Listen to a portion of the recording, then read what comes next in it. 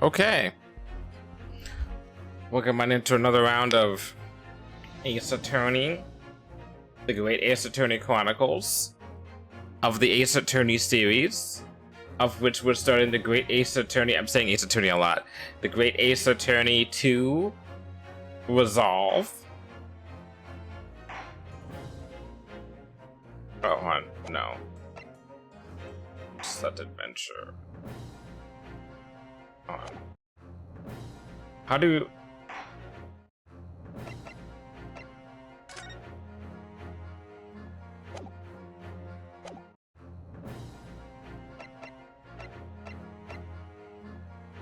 How do I switch over?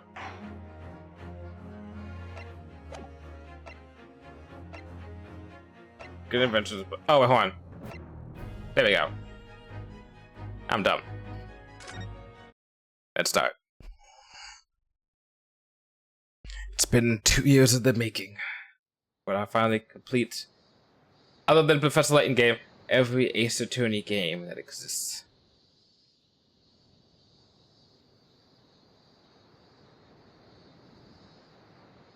Did her father die? Standing here in the bright sunshine, looking out over the vast ocean.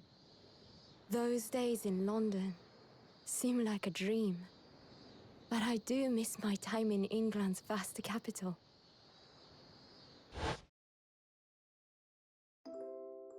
You know, he's flourished into a truly wonderful lawyer. I've no doubt that at this very moment, he's fighting some noble cause in court. About that, probably not. Forgive me for taking so long to come to visit you. My life has been such a whirlwind since I returned. And no one could have predicted what has happened. Just 2 months after arriving home.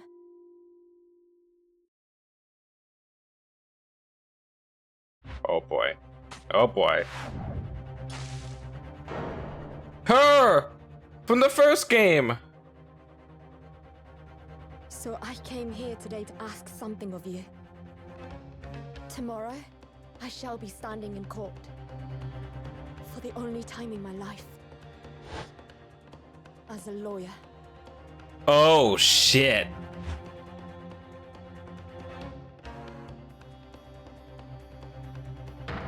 Oh shit! So please, I ask for your guidance. Kazuma-sama. Oh, so Dad's not dead. Okay, cool.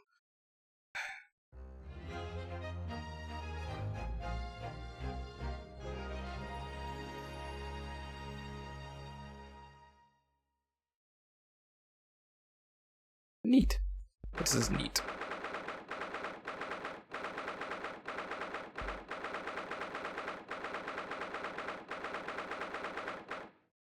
Okay. A bit of a drink before I do this, because there's gonna be a lot of talking, I'm assuming.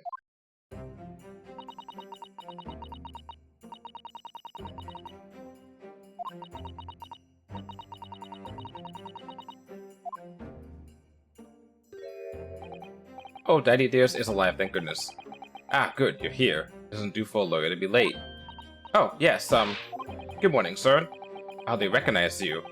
Got a fine figure, counsel. Well, you look as white as a sheet, and those wide eyes aren't doing you any favors either. Oh dear. The truth is, I'm so incredibly nervous. Oh, Ron, I'm so nervous. I feel utterly nauseated. I almost wish I had never been born. Goodness, not the sort of thing a father hopes to hear from his daughter, I must say.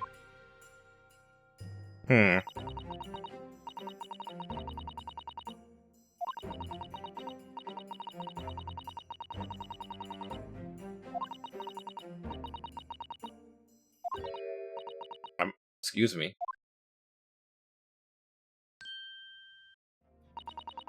Would I be correct in thinking that you're to be my lawyer in court today? Oh, yes. Yes, that's right, miss. Well, I want to thank you for agreeing to represent me. I swear on my life. It's a complete fabrication, this whole thing.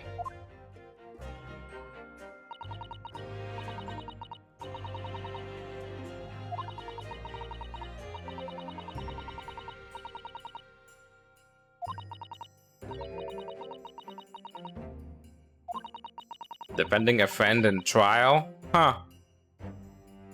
It's not like that's happened before. Haha.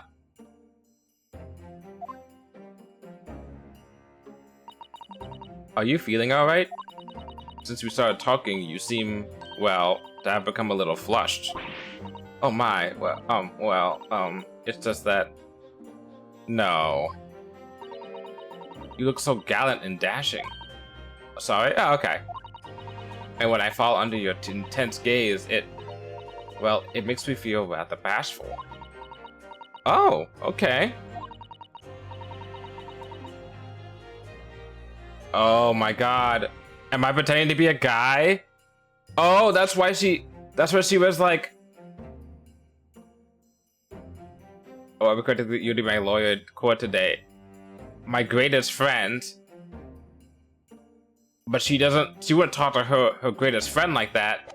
Oh my god, she's in disguise.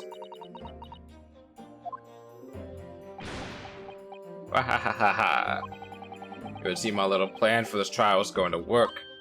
Oh, what do you mean, Professor Mikotoba? If even your best friend can't see through the disguise, I think we can relax.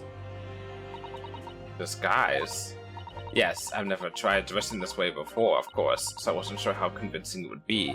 That's right, because they mentioned in the first game of the first case, like, oh, no women are allowed in court. Yeah, even as her as a judicial assistant, they were like, no woman is allowed to be here. But, you know, we're gonna show them. But this does make me feel a little relieved, as you say, Father. Father? What? Is that you, Sasato? I'm so sorry I didn't say something sooner, Ray. It's just that... No, what are you doing? What's going on? Whoa, what? That varsity uniform, that varsity cap, that varsity cape, that varsity badge. Look at you. You look for all the world just like a student of the Imperial Yume University. A male student. I'm so glad you think so. It means all my preparations have been worthwhile. I woke at 4 this morning to make a start. But I don't understand. Why are you dressed like that? Well, you see... It was the only way.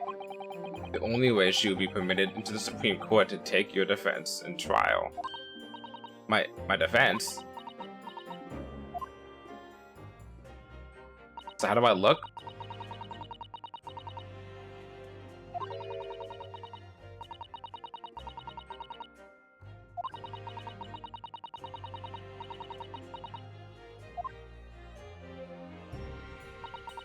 But women are forbidden. Just for today, I'll be leaving my true self at the courtroom door, so I can act as your lawyer. Oh, Sasato, you'd go to such lengths for me? Of course, you're my greatest friend. I just worry that I shan't be the lawyer you deserve.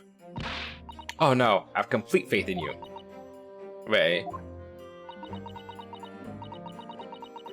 It's so strange, though. I mean, you're such an accomplished judicial assistant already. And yet, just because you're a woman... What a wretched reason. I mean, why shouldn't you be allowed in court? You're so gallant and dashing. Ray? Please don't look at me like that, with those flushed cheeks and doting eyes. Oh, I'm sorry. It's just... You really do look so dashing. Yes, you mentioned that once or twice. You should be pleased. It means you look convincing as a man. I am pleased, I think.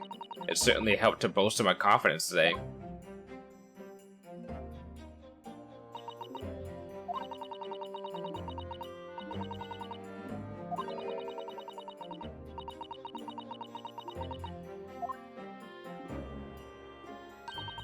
Sasato.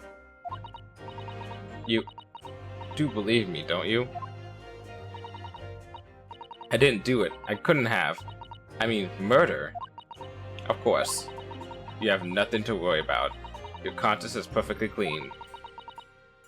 Isn't that right? Yes. Yes, it is. Perfectly clean. I have absolutely no doubt in my mind about your innocence. Which is why I'll stand by you until the bitter end in this trial. Whatever happens, I'll always be on your side.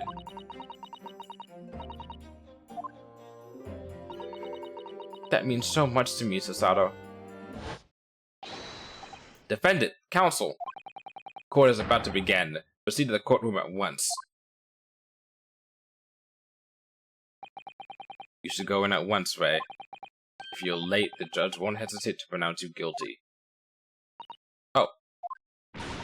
Stand aside!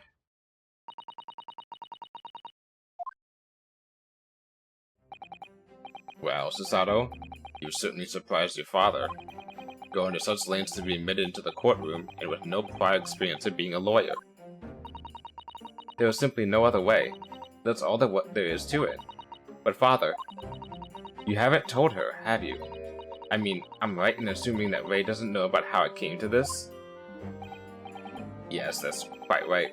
I've kept that information from her. It would only worry her if she found out that no other lawyer would agree to take her case. And it would have burdened her with that. And is it true, the reason why every other lawyer is refusing to take the case? Is it really because of who the victim was? We should be making a move now too. As you know, law isn't my field, but I'll do what I can to support my student. Thank you, Father. There's no way her secret's not gonna come out in this case.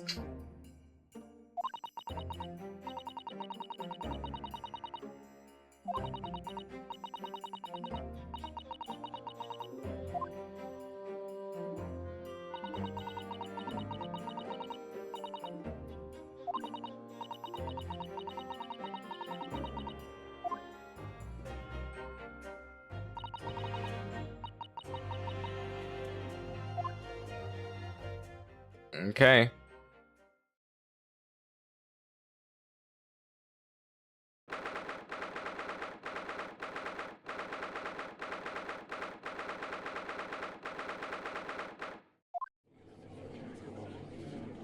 Mumble, mumble, mumble, mumble.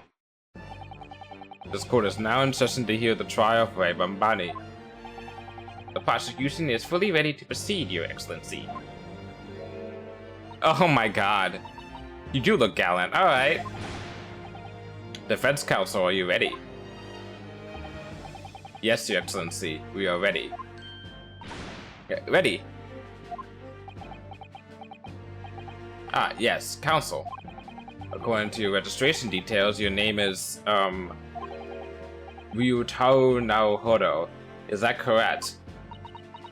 Remember, people, identity theft is a crime. You've seen it, I guess, after this point, chronologically, but before this point, with that case with, what was that guy's name?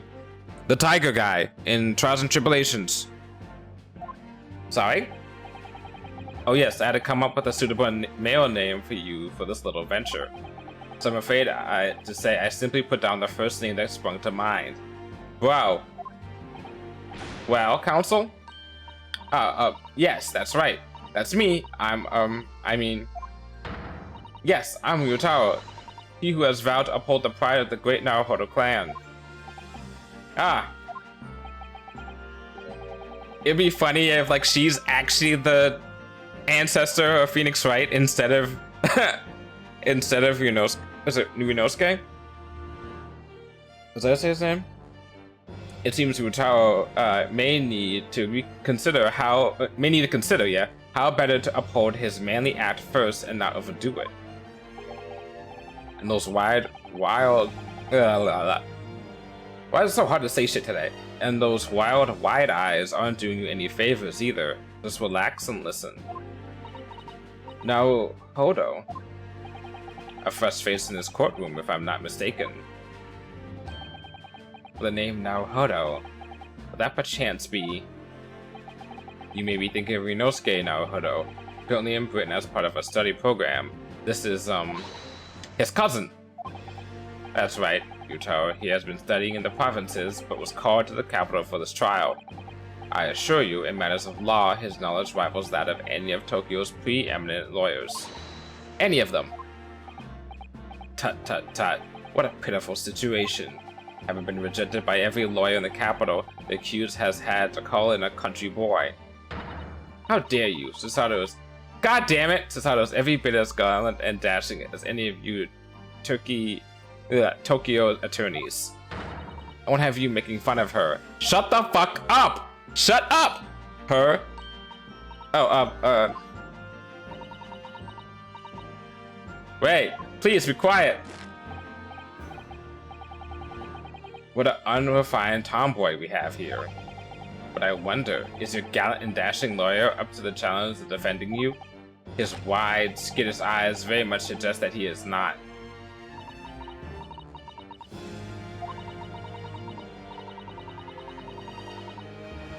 This is what Naruhodo looked like in the first case too.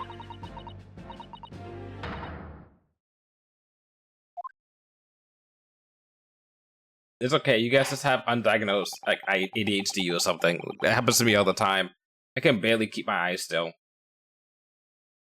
The case to be heard on this day is a matter of great significance to a national interest.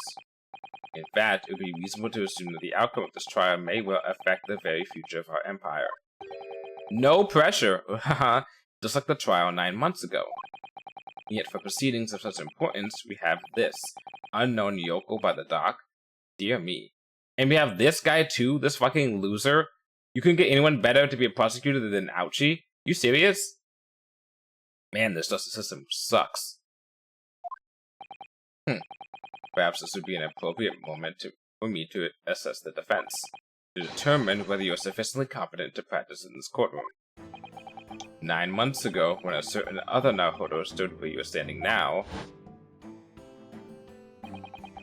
the same judge tested him as well.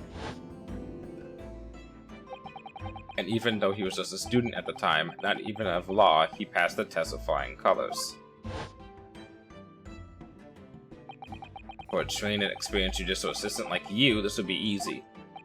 So, counsel, do you consent to answering some simple questions?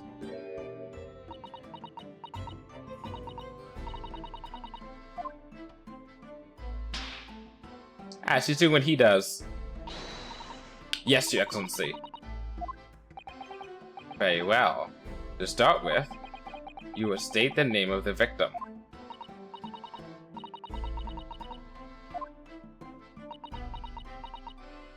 Court record? Why aren't you giving me the court record?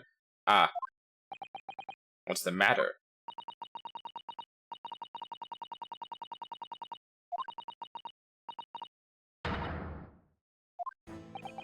It's not surprising, really. It's your first time in this position and, in that guise. Even a bright spark like you is bound to flicker and falter a little under the circumstances. Oh dear, this is a dismal failure. Don't fret. You need only use the knowledge you've gained as a judicial assistant to overcome the problem.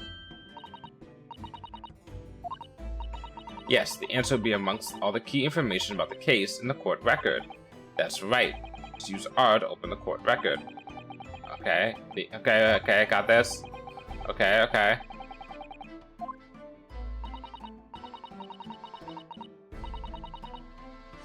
There you go. People first.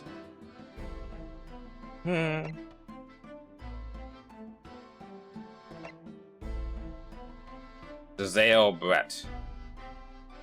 Like Jezebel.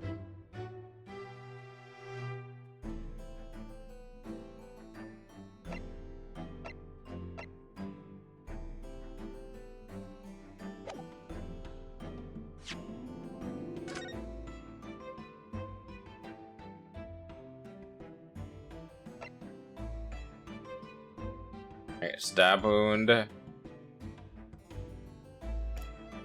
Extreme meiosis.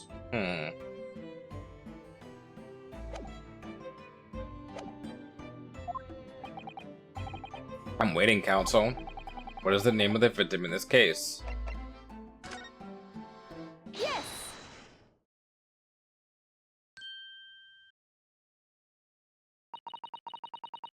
Namely, the victim who lost her life in this case is Mr. Zale Brett.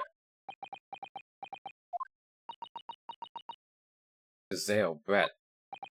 A name that will never be forgotten in the courtrooms of our country, I'm sure. Correct. And being a member of our Empire's judiciary, you will be well aware of the significance of that name. So, let me pose another simple question. As you know, Miss Brett was a visiting student from the Empire of Great Britain. Why then is her name indelibly associated with our own Empire's judicial history? Did I say history? I meant to say history. Obviously, you won't have forgotten that case from 9 months ago. But if that's proving hard to recall for the finer points, everything you need is included in the court record.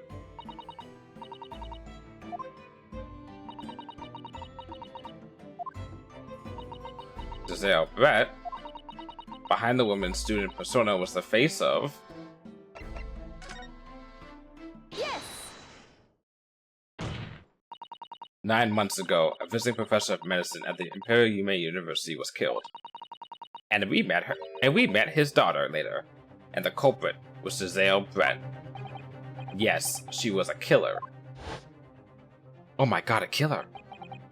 At the time, our country had just signed a new treaty with the Empire of Great Britain, and it was in the midst of this delicate diplomatic situation that the incident occurred. An Englishman, Dr. John H. Wilson, was shot dead. His name was on the list as well. I believe he was an associate of yours, Professor Mikotoba. Yes, I was indebted to the man. He'd been my mentor when I went to London to study forensic medicine. Indeed, it was I who invited him here to Japan as a visiting professor at the university. Naturally, the murder of an Englishman on our soil was a matter the government wished to resolve rapidly. Indeed, it was, which is why a secret trial was conducted here at the Supreme Court. A student at Imperial Yume University was arrested on suspicion of murder. A second-year English language student by the name of Rinosuke Naohodo. Oh, English language. No wonder they would have sent him to Britain. Okay, that gives him a reason to do that. With the help of his best friend, a student lawyer, the accused conducted his own defense and exposed the despicable crime committed by Mr. Zale Brett.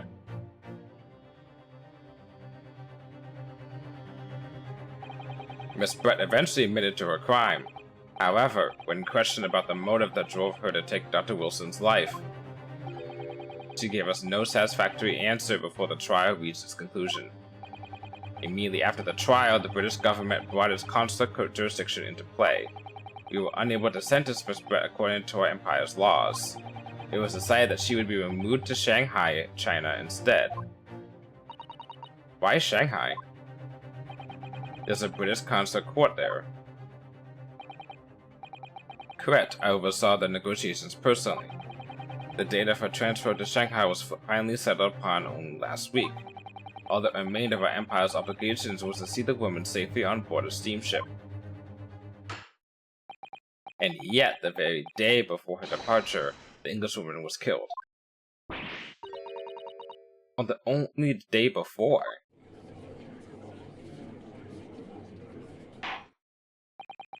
That will do. I'm satisfied that the counsel for the defense is sufficiently capable of representing the defendant. Oh. Thank you, Your Excellency. Now, a summary of the incident, if you please. Prosecutor Ouchie. As is your wish, Your Excellency. The repugnant crime took place on the 11th of August in broad daylight. On the outskirts of the Imperial capital, under a bright blue sky at the secluded bathing spot by the sea. The incident occurred inside a small beach hut erected for bathers to rest or change their clothes. The cause of death was a single stab wound to the posterior abdomen that pierced the victim's lung. An injury which proved fatal. You know shit. What's the murder weapon again?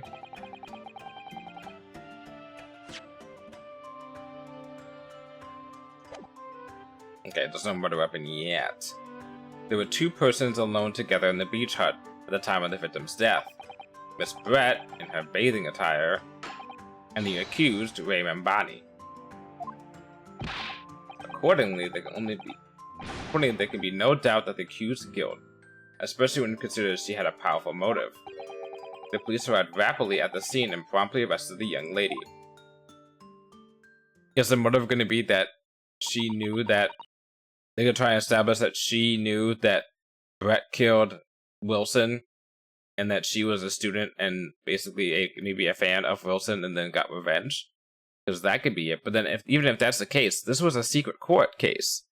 How would... Already that motive kind of goes out the window. How would she have known about that?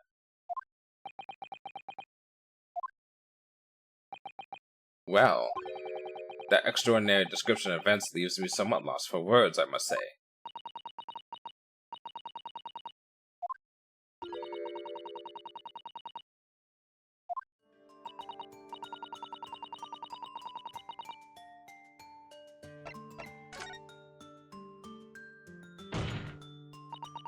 You're clearly exaggerating. Powerful motive is a blatant overstatement.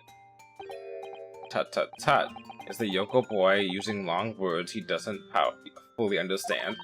I beg your pardon? No matter. Let us put this to the accused, shall we? Mambani-san, you're a research assistant at the Imperial Yume University, I believe. Yes, I am. I'm working with the Professor Mikotoba in the laboratory at the moment. I can confirm that the defendant is an excellent assistant with a strong sense of responsibility. Fascinating to hear. Now, another question.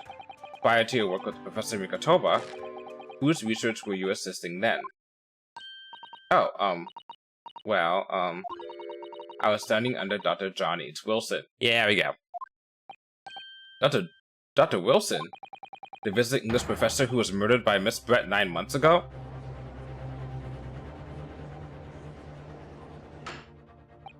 The accused had a deep-seated respect for her former mentor, Dr. Wilson. Is that not true?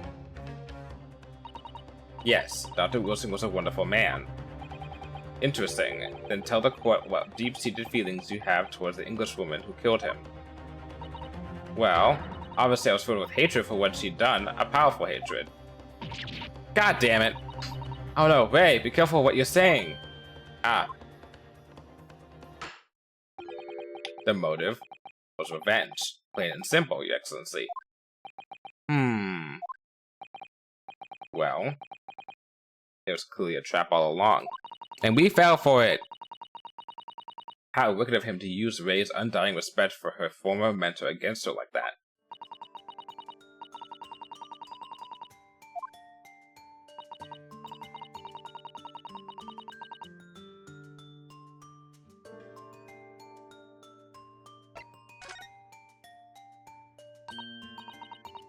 Bambani-san. Yes, what is it? No, Hodo-san.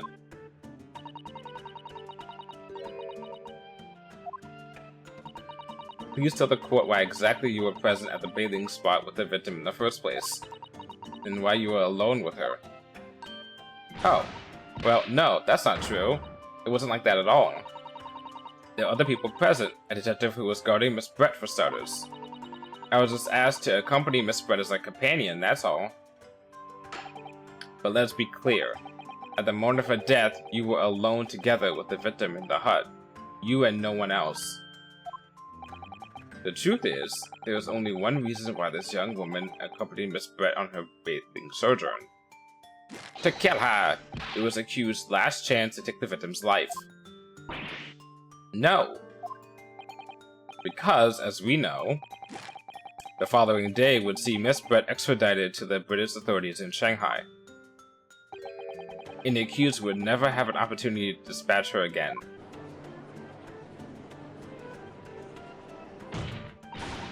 Kindly refrain from conjecture, counsel. Tis ha-ha.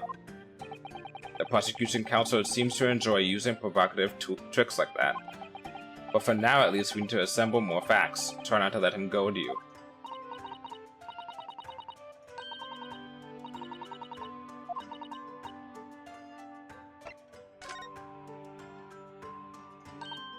If I may, Prosecutor Ouchie, what do you want, you fresh-faced young local student? I wonder, could you explain, please? You mentioned a bathing spot. Ha! My apologies. Clearly my modernity has confused your poor country pumpkin simple mind. Okay, well, fuck you too. Bathing spots are the very latest trend in health practices from the West. We are told that the bathing in the water of the ocean is curative, therapeutic, and excellent for the skins. No, that's not what I meant. I was referring to the fact that Miss Brett had, to all intents and purposes, been found guilty of murder. Why would a known criminal have been relaxing by the sea?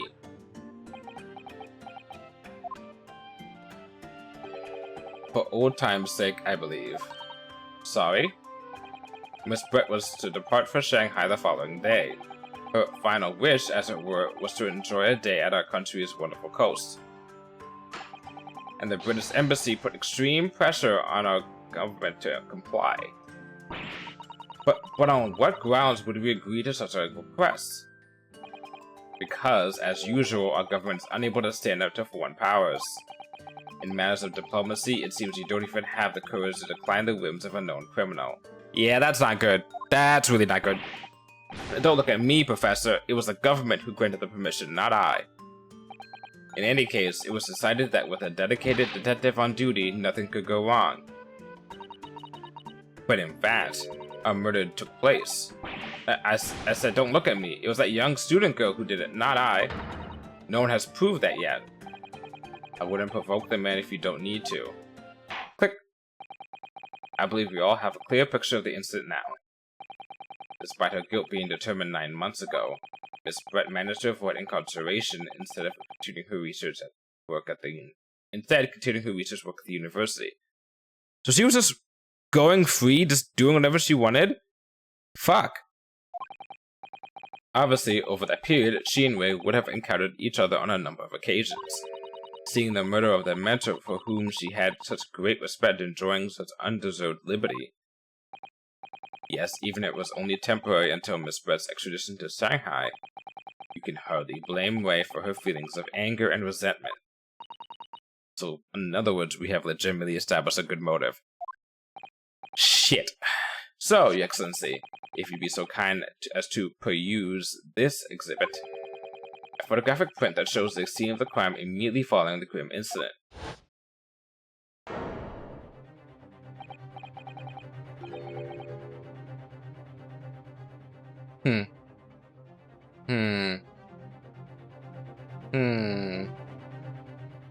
Yes, thank you, Counsel. A tragic image.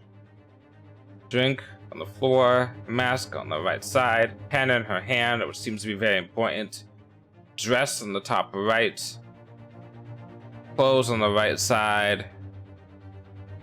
Is there a bottle in there? On the top left of that suitcase? 3 different masks? Why do you need 3 different masks, lady? As you can clearly see, there's nowhere within the hut that anyone could have hidden. What are you talking about? Are you smoking something? What about the sides of the door?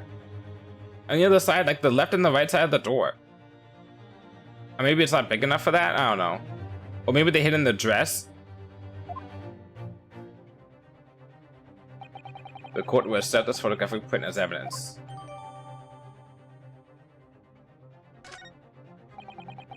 As I understand it, then, the victim and the defendant were alone inside the beach hut at the time.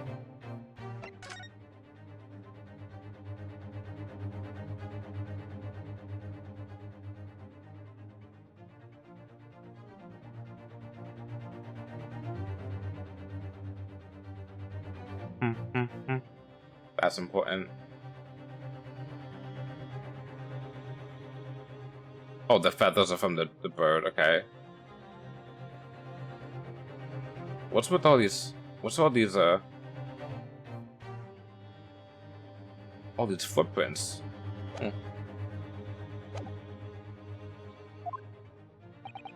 This is deeply troubling, I must say. The finger of guilt points firmly at the defendant.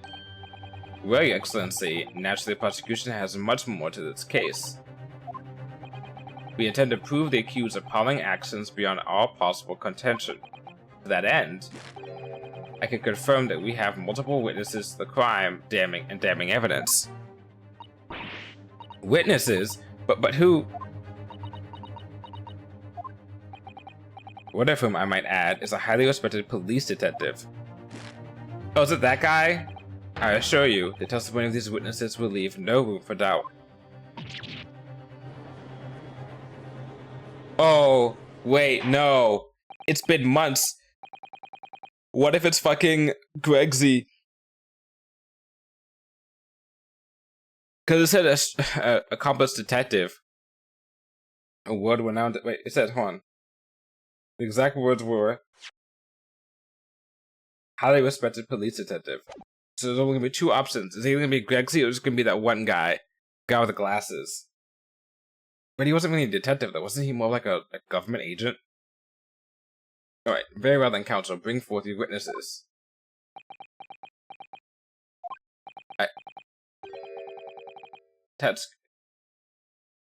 Taketsutsu Ouchie.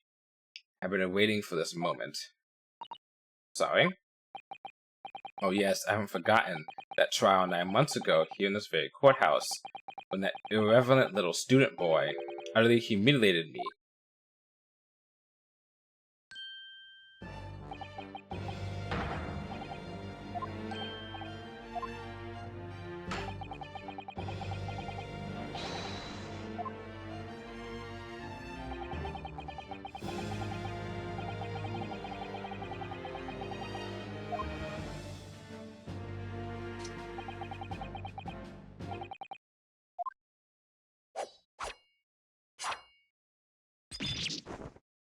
Oh, there goes your hair.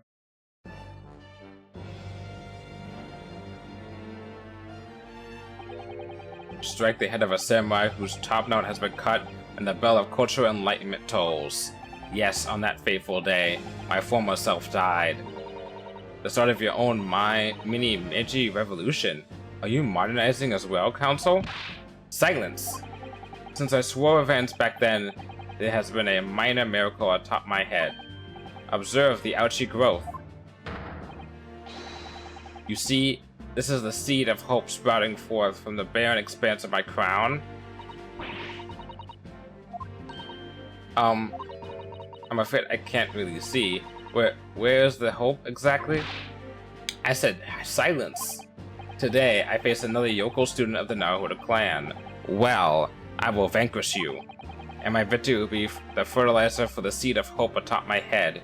You have been warned. With that, the prosecution calls the witnesses to the stand. It looks like the stakes are high on both sides in this trial. The prosecution and defense each has much to lose. A haircut is hardly comparable to Rei's life. Dependable. Oh, debatable. Oh, it's him. Okay. What? God damn it! Witnesses, please state your names and occupations for the court. Chief Inspector Satoru Hosonaga, Imperial Police Bureau. I'm in disguise, obviously, so I can go undetected. And I am, well, the next big thing in books.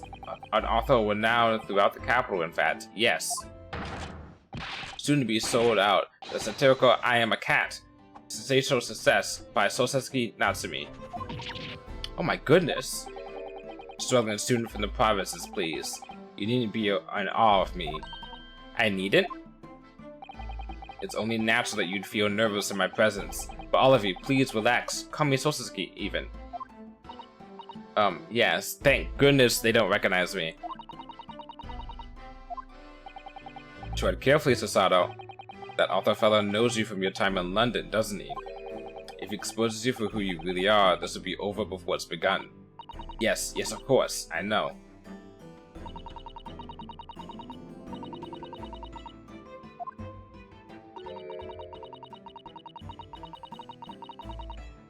Has he gotten cocky?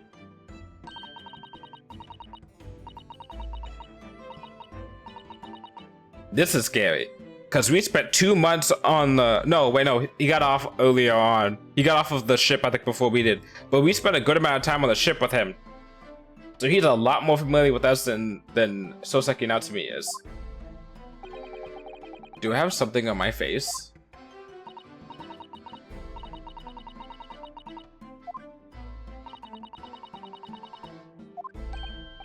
Ah, I suppose it's this disguise, is it? I thought that appearing here in the clothes I was wearing at the time would make for a more faithful testimony. It is my guiding principle to carry out all testimonies flawlessly. Well, I can appreciate why an Imperial Police Bureau detective might have been present, but what business did a writer such as yourself have being at the scene, Soseki-san? Soseki-san. Soseki-san. Soseki-san. I think I got it. Ah, well, you see, I had been asked that day to give a lecture on the morning of the incident in the Imperial Yume University's Grand Lecture Hall, no less. At Yume University. After the lecture, I had a very pleasant conversation with a researcher from the medical science department. The professor over there, in fact. With Professor Mikotoba? Yes, that's right. It was arranged by one of the newspapers. They wanted some story or other about two former students who studied in Great Britain. Oh, that seems like a good story. You know, that makes sense, the parallelism. Of course, being a renowned author, the press never leaves me alone. Basically spy, snapshots, scribble stories, and scupper my privacy. As you can see, the conversation was written up in this newspaper here. Read it at your leisure, my provincial struggling student friend. I have plenty of copies. Thank you very much. Man, he really changed a lot.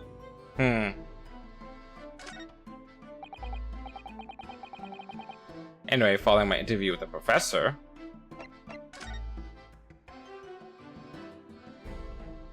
Oh, the cat. I can't read this. I can't read this either. I mean, I could read some of it. I could read the hiragana, and I could probably read the katakana, but I cannot read kanji well.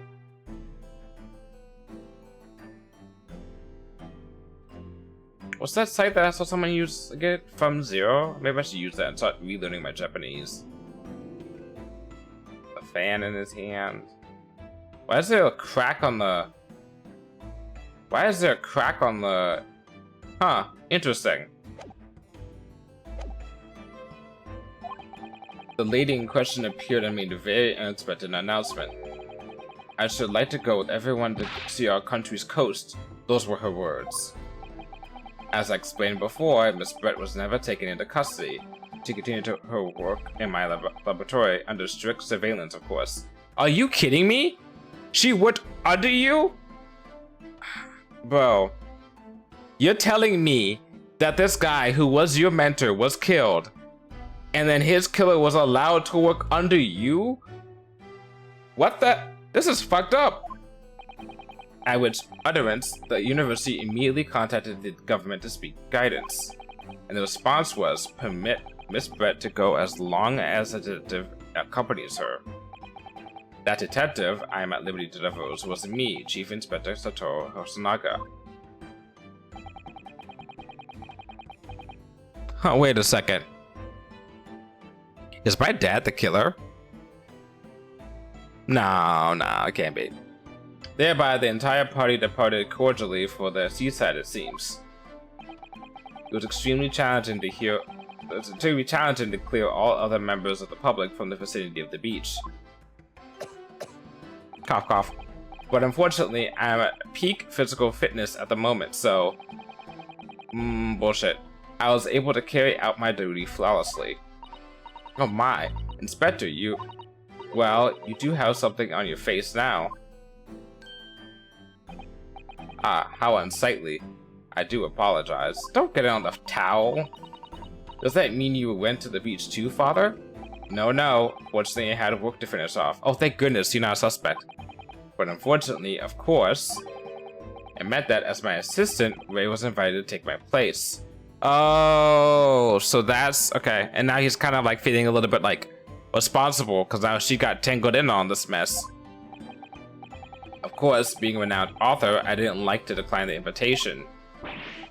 But if only I had, I'd never seen that awful sight. Relentlessly racked by remorse and regret. Very well, I must now ask you to present your formal testimony to the court. You will give an account of all that you have witnessed on your impromptu excursion to the coast. Cough, cough. You and me both, dude. Of course, Your Excellency.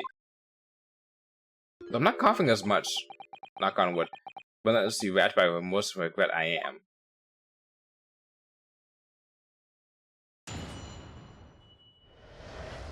First witness testimony of the day. Let's go. On the day of the incident, I was ordered on a special surveillance assignment in the skies.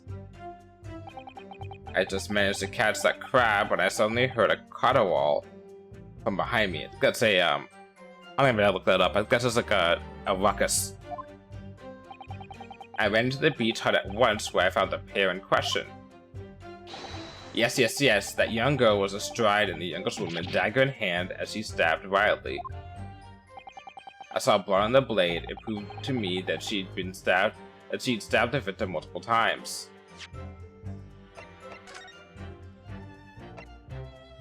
Single deep stab wound from behind.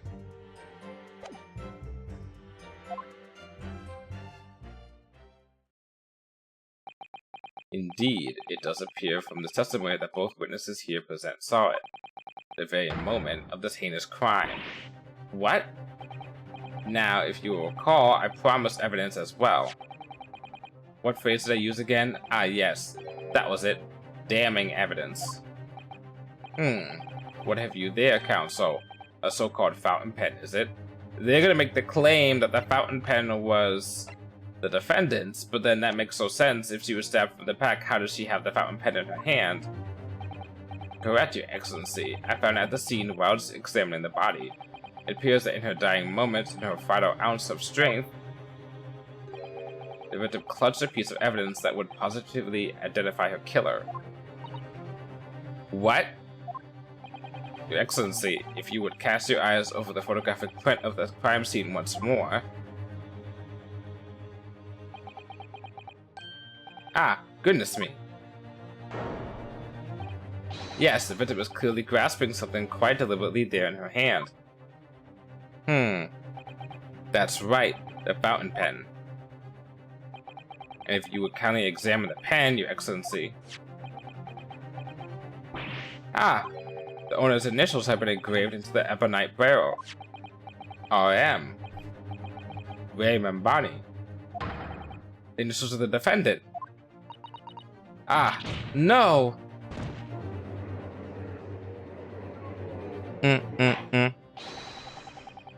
This fountain pen will be admitted immediately as critical evidence. So, have I admitted anything? Decisive testimony and damning evidence. There's a bright blue sky outside the courthouse today. Perfect weather to ascribe guilt, I feel.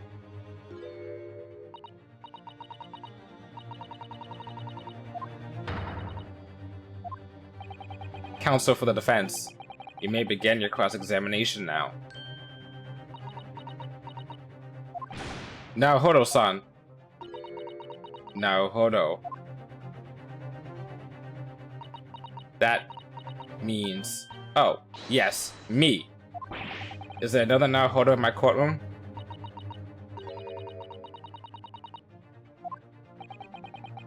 Cousin Ryutaro, pull yourself together, please.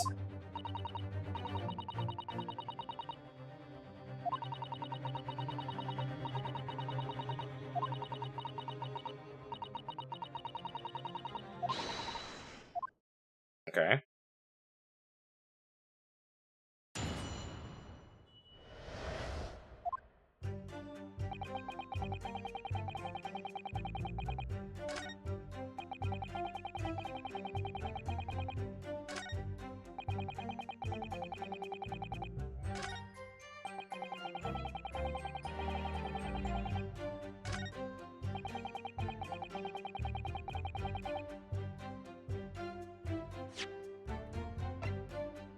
Objection! What's objection of the day?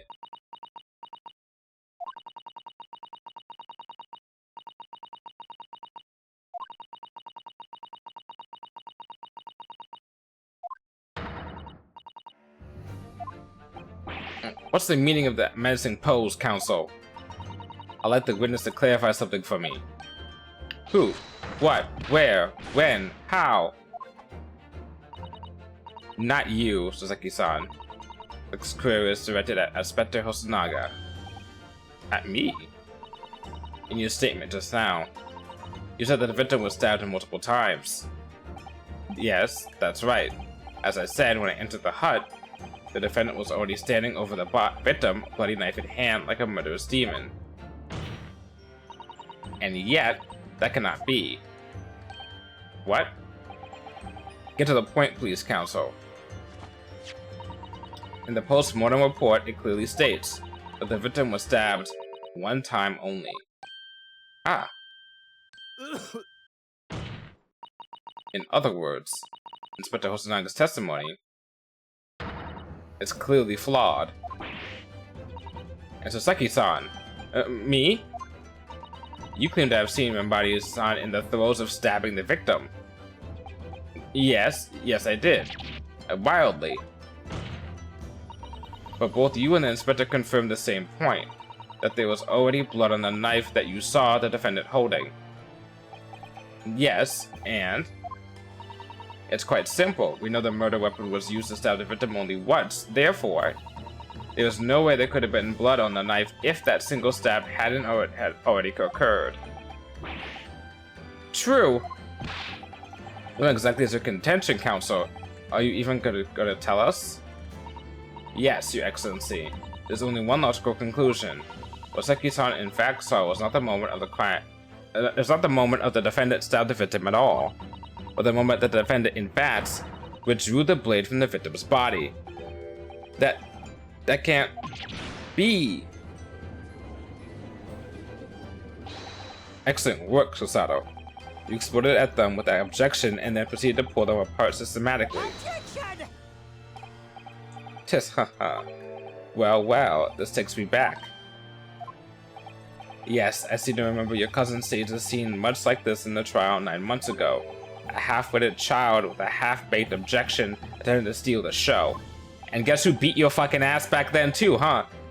You're right, there were certain similarities. Except that so-called half-witted child managed to outwit the prosecution who has only half a head of hair. Ooh boy! Slander, my head is quite adequately dressed. In any case, all this talk of stabbing and withdrawing and multiple wounds, it makes not a jolt of difference. What? Why not? Engage your brain, young man. When the accused first plunged the deadly weapon into the victim, that was the fatal blow. And it was at the moment that she had just withdrawn the blade ready for an next strike that the witnesses saw. The knife was already tainted with blood because the accused had already stabbed the victim. Ah! All you have successfully shown with your little display is that the mustache author is prone to moments of extravagance. I mean, you're not wrong there. I'm in agreement with the prosecution. The defendant was seen wielding the blade at all. That is sufficient grounds for her actions to be viewed with suspicion. That's fair. But if she was withdrawing the blade, then we are back where we started. Sorry? Consider this, young Yoko boy. If the student girl is innocent as you claim, then why would she have pulled the blade from the victim, and with the demon's cold-blooded composure too? The prosecution demands an explanation, and it had better be good.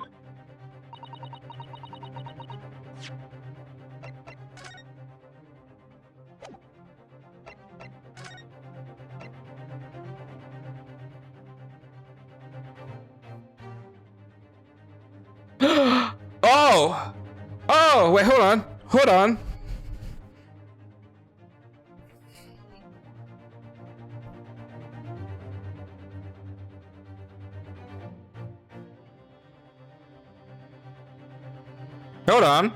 Oh, no, shit. I think I know. No, makes no sense. But she wouldn't have taken it out then. I was thinking it's something to do with the fact that, like, you see those movies and TV shows and games where someone gets, like, has trouble breathing or something, or like a lung is, like, collapsed.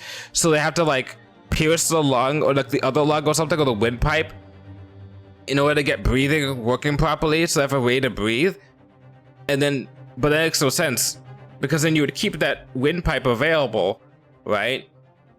Pulpal constriction. If we find something in evidence that proves that maybe she was poisoned or something that she couldn't breathe, and then that means that our defendant maybe did that to try and save her life, then we're good. That would make a simple case of just like doing that to make sure, but the death was from the stab wound anyway. So why would she pull it out? Because it's supposed to be, if you get stabbed, you're not supposed to pull out the weapon if you get stabbed, because then that could cause bleeding out, which could kill you. You're supposed to keep the weapon in and then go to, like, you know, medical authorities or whatever, and then get that fixed.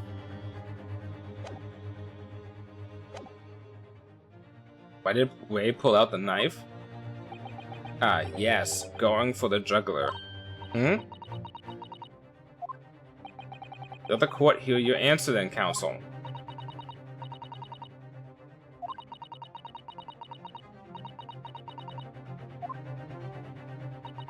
The reason why the defendant pulled the knife blade out of the victim's body was surely so she could...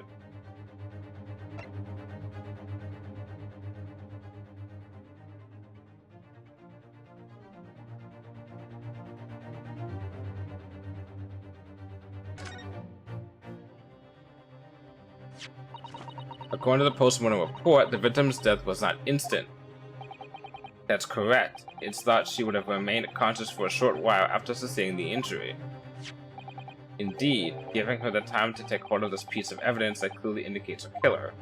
The point is, being a medical research assistant, Membani-san was compelled to act when faced with the wounded victim. Instinctively, she pulled the blade out in an attempt to save Miss Brett's life.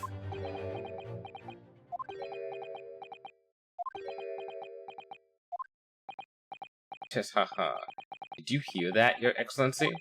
It would seem this is the best we can expect of this young Yoko. Indeed.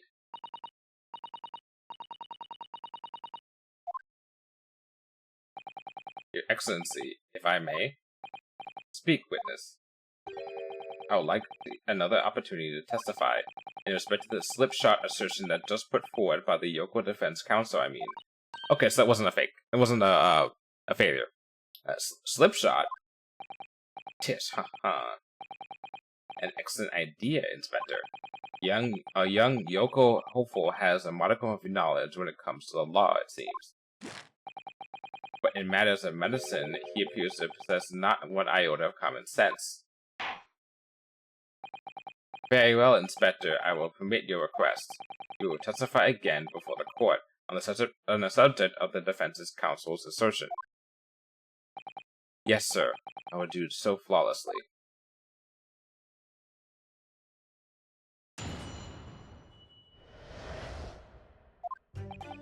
Pulling a blade from a wound without thinking could cause heavy bleeding. Yep. That's basic knowledge that any medical research assistant with an ounce of sense ought to know. In other words, there's no good reason why the defendant would have tried to pull the knife from the victim. Let's not forget that the young student did have a motive for killing the victim. The man the victim murdered 9 months ago, Dr. Wilson, was the defendant's highly respected mentor. Yeah, that's a...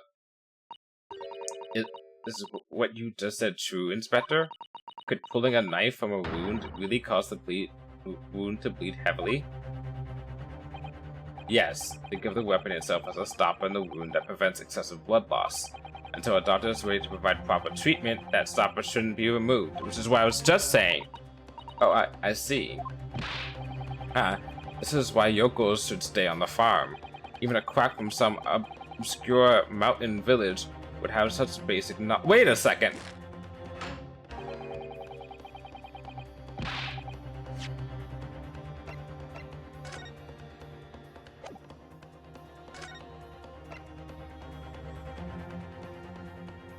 Hold on. The definition of hemorrhage is hemorrhage. If I'm correct, hemorrhage.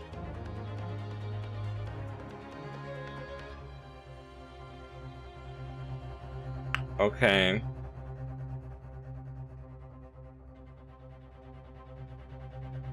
Could you make the argument that taking the blade out would get the blood out, but also prevent the blood from filling the lung? But no, that makes no sense because the lung's already pierced, so it's already fucking just like out of commission, right? Anyone who's ever given a little poke with a knife and pulled it out again knows it. Oh, well, I've never stabbed anyone, you see, or pulled a blade out of a wound, so... Of course you haven't. I didn't bring you up to behave like a bandit. Father, is it true what they're telling me? Yes, it's basic remedial knowledge for medics. Ray would have been very well aware of it. If she would have claimed ignorance of such fundamentals, that would prove fatal in many ways. But then, why would Ray have done it? Could she have pulled out that knife in full knowledge that it would be fatal for Miss Brett? I don't know.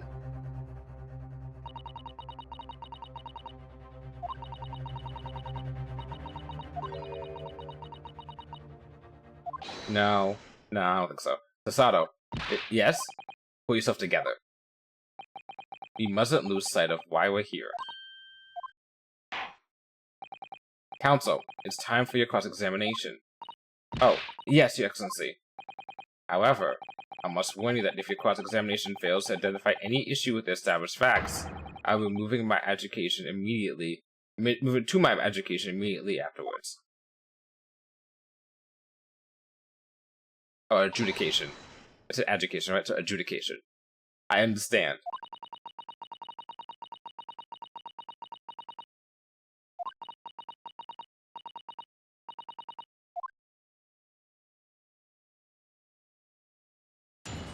We're gonna have to press on this, aren't we?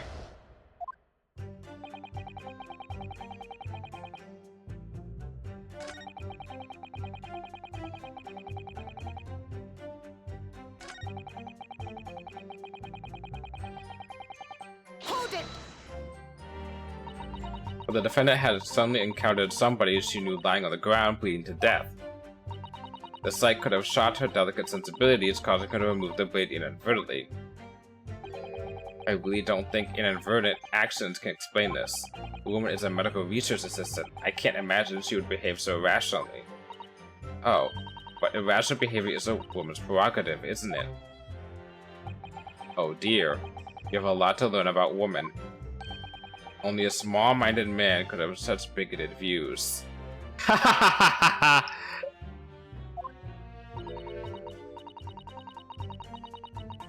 Yeah, you went a little too patriarchy right there, Sonny. Well, yeah, so we'll say Sonny. Well, have I managed to convey the basics now? That should cover the medical side of the argument.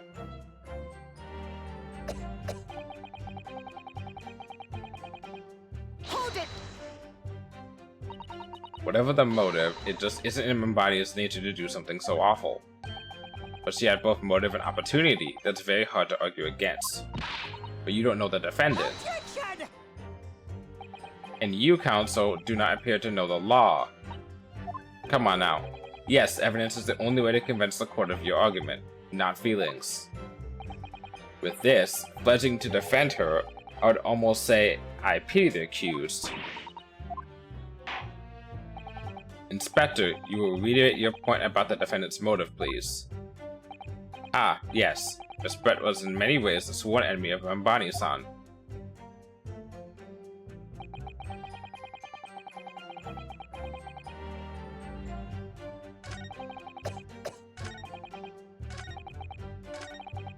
Hold it! You say doing it without thinking could be a problem. Does that mean that if you would use due care and attention to it, it would be alright? I wouldn't have thought this needed spelling out, really, but the blade is likely a stopper in the wound. Remove it and serious hemorrhage would occur. In other words, a medic would need to be present before any attempt was made to withdraw the blade. Doing it without thinking would be madness. You just can't do it. Oh, well, thank you for such a thorough explanation. You see, counsel, when you act without thinking, the result is a bloodbath. Wait, but she's a medical researcher, so wouldn't she qualify as also kind of being a medic? Back to the witness testimony, please.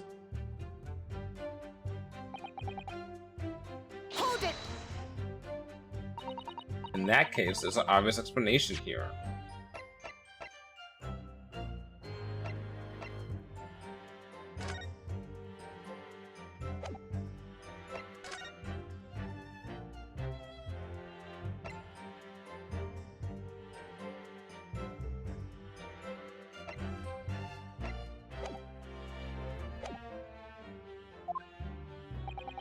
Which is, clearly, the defendant, Mr. Bonnie-san, does not possess an ounce of sense. What do you think about that, Professor Mikotoba? I'm not sure that you should be labeling your best friend as lacking in common sense. Well, I thought it would be better than labeling her as a murderer. I don't know young people today. If that's friendship, I don't understand it. Careful, counsel. A lack of common sense can be a very dangerous thing. That's life, I'm afraid. A lesson everyone must learn. Hopefully you can see now that this is really basic medical knowledge. Being involved in medical research, Mambani-san would certainly have been aware of it.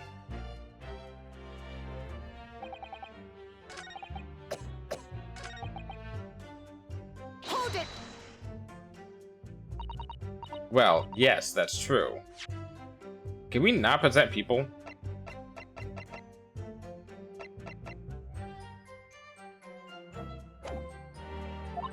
Dr. Wilson recognized Mambani-san's talent and offered her a position of assistant despite her being a woman. She was extremely grateful to him. Yes, the Englishman appears to have been a very broad-minded individual. Dr. Wilson had no time for outdated traditions. He met with opposition, of course, but he believed firmly in Mambani-san's abilities. Clearly the defendant was in the man's depth, which only serves to prove my point.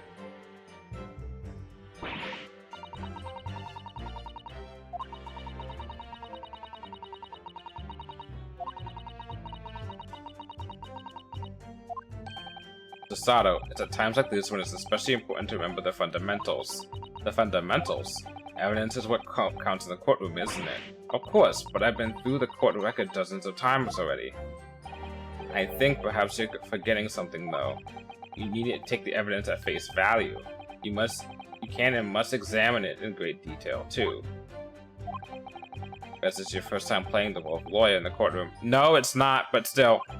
So if you need a reminding of the rudiments, you need only ask. I'll do my very best to help.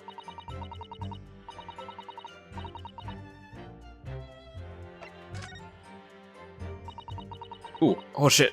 I'll be right back. Restroom. Holy shit.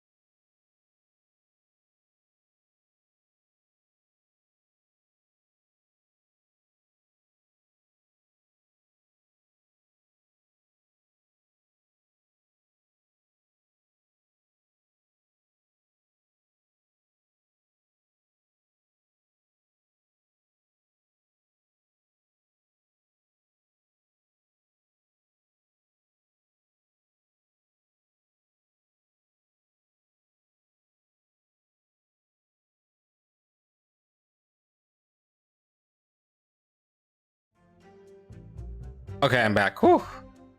I was like, oh, I can hold it in or something, and I was like, oh, wait, no, I can't. Oh, boy.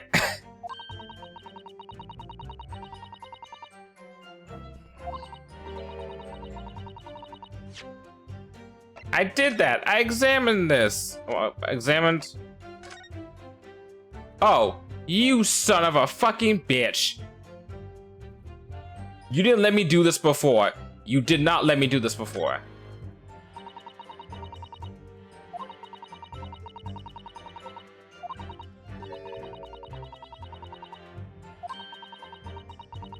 Wait, what?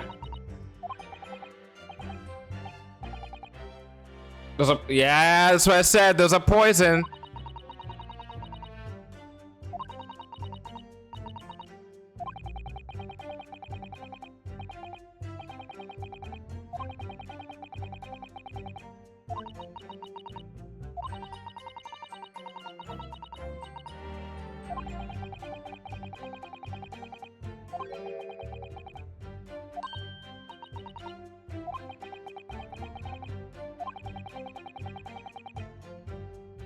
Hmm. So someone's trying to steal poison from, someone stole poison from your lab and your assistant might defend it.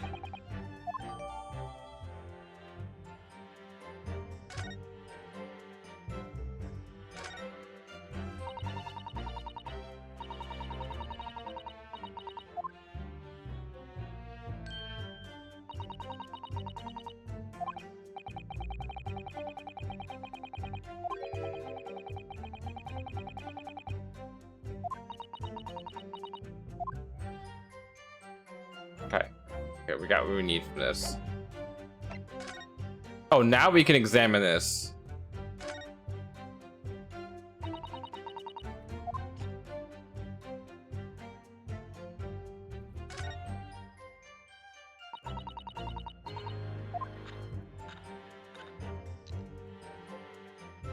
Oh.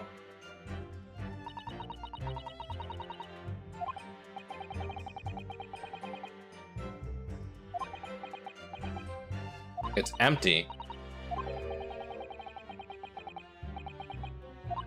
Okay.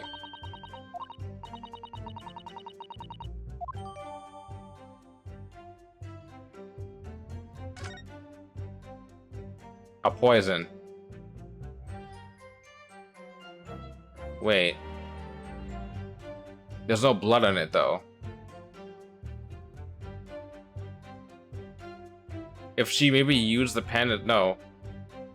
Okay. The victim tries to go for the pen to get the poison in the pen. Which would once again give our defendant a motive.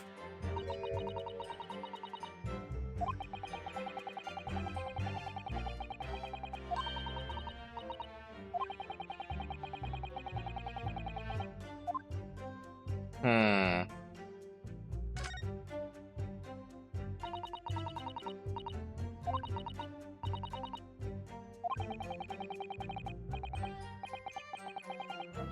Interesting.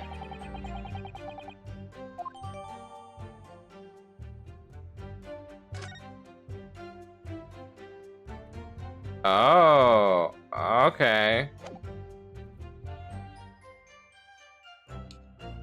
Maybe it doesn't belong to you. Okay.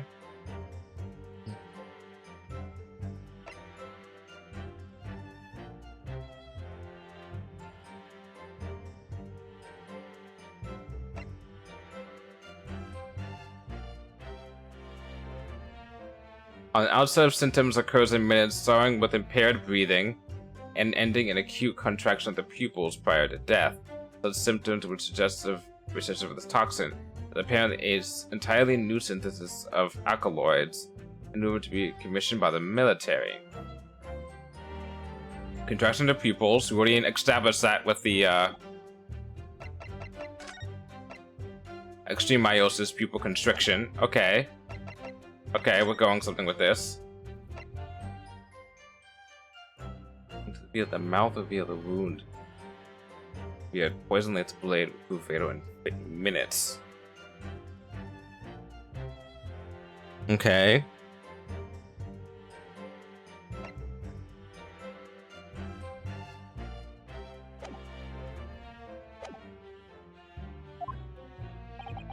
Ah, by the look in your eyes, I see it's coming back to you. Go through the court record again. Yeah, okay, I already did that. Okay, so let's go back to this.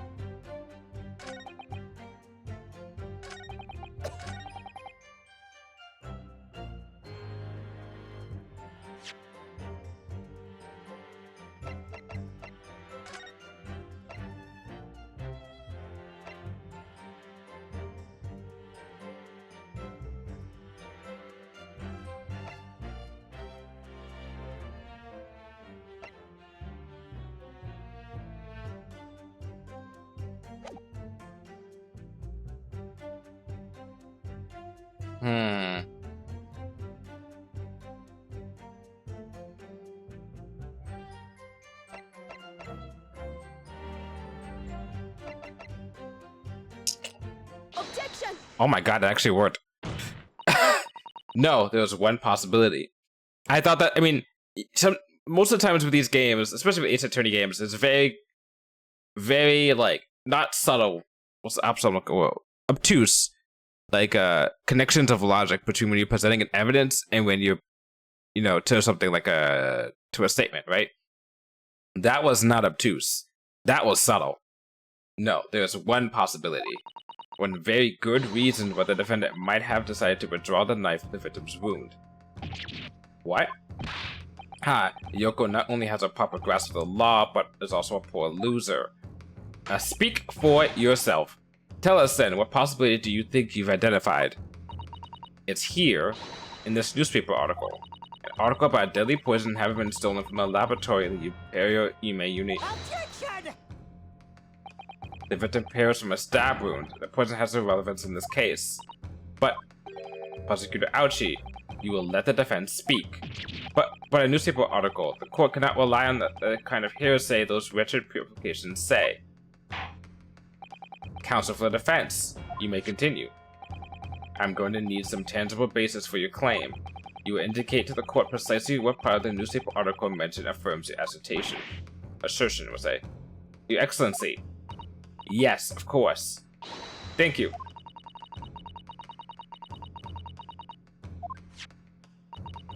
The reason why the defendant put a knife on the defendant's body explained in the article where it says...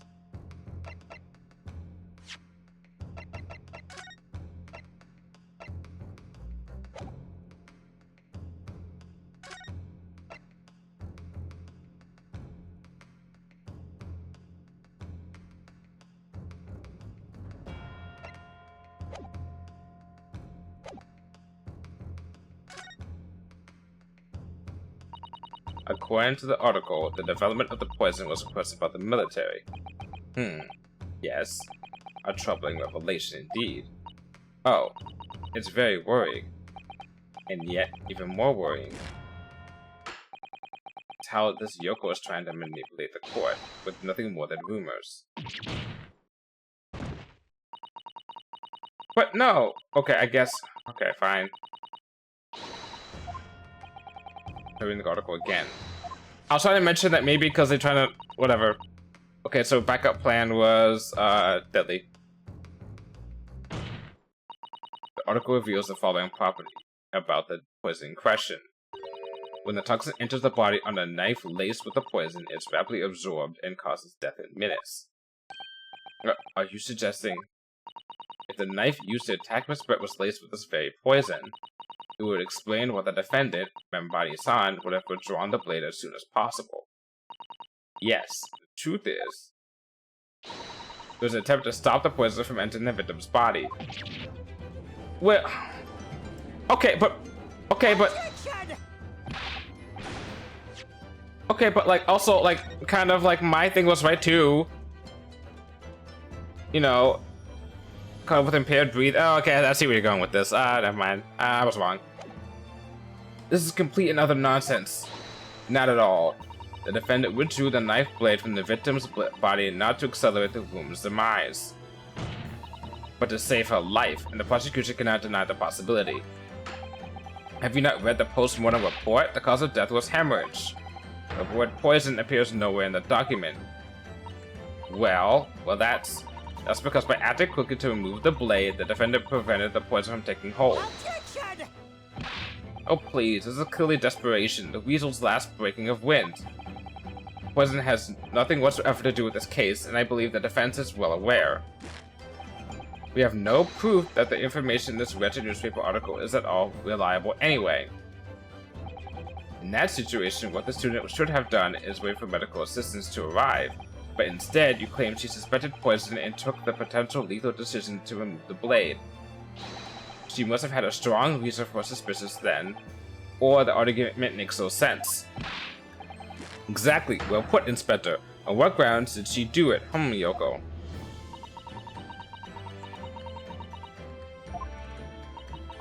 If you want grounds, I'll give you grounds. What?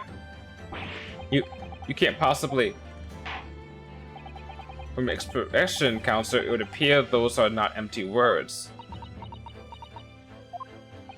But naturally, as you stand in this courtroom as a lawyer, you must be aware that words alone, empty or not, are of no value in our modern justice system. The court demands evidence.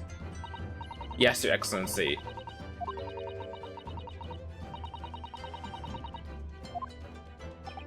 In that case, Counsel, you will present the proof to the court now.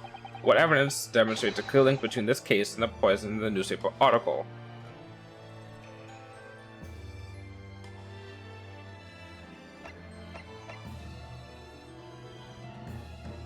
Take that!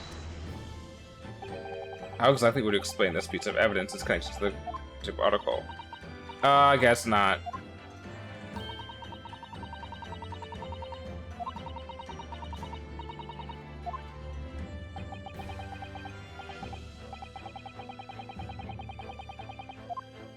I thought we were gonna be like, oh, because the pen has the poison still in it.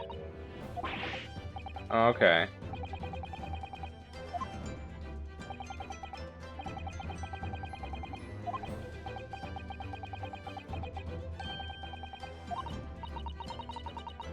Oh, god damn it.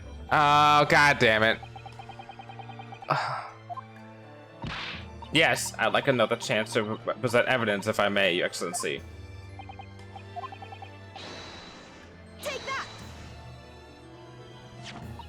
I would ask the court to refer to the notes section of the postmortem report, which reads, extreme meiosis pupil constriction was observed in the victim.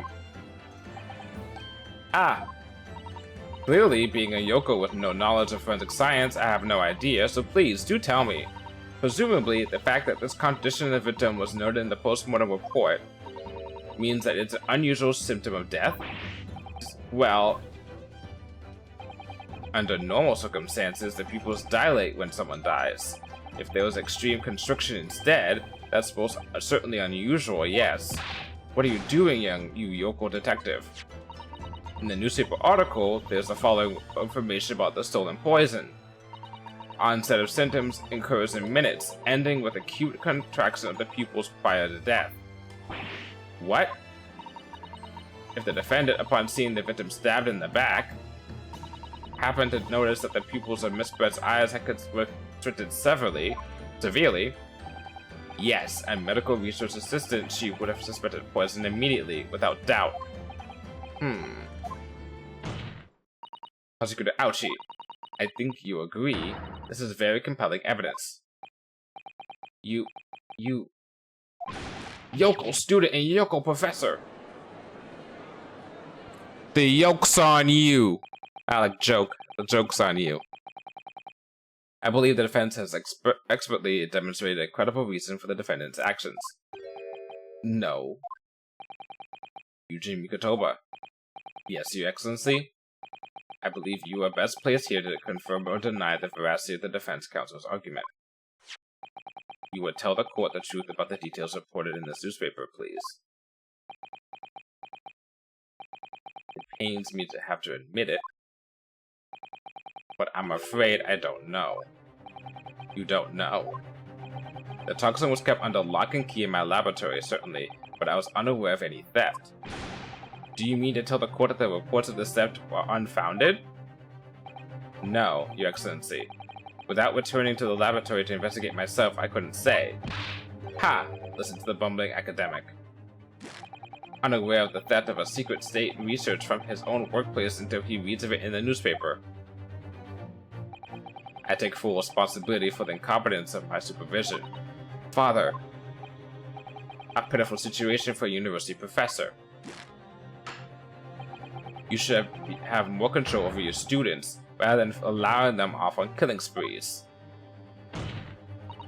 That's totally unfounded. Is it Ray?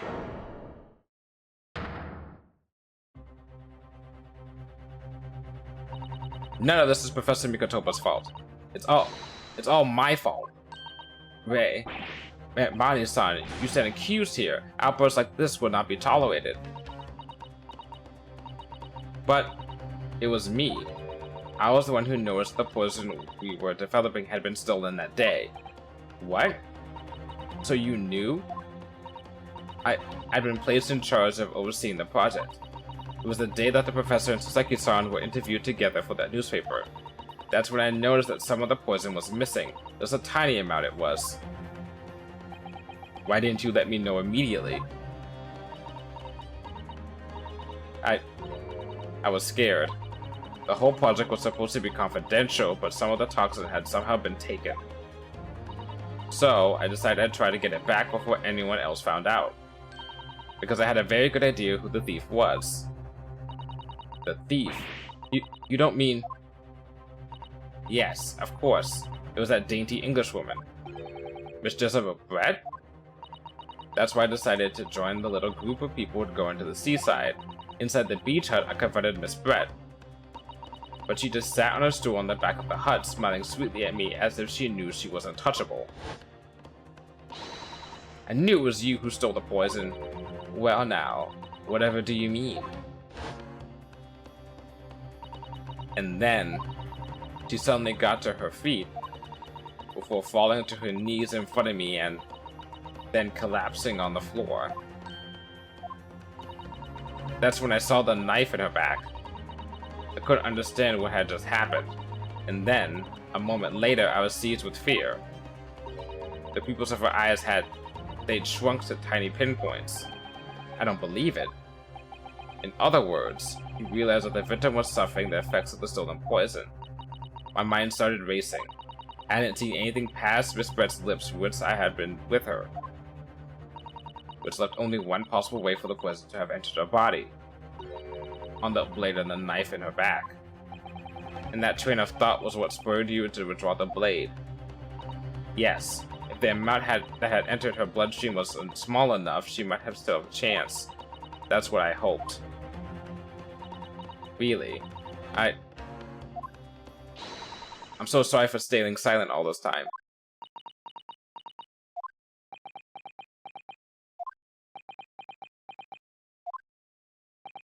Your attempt to hide the truth of what happened is not something that can be overlooked.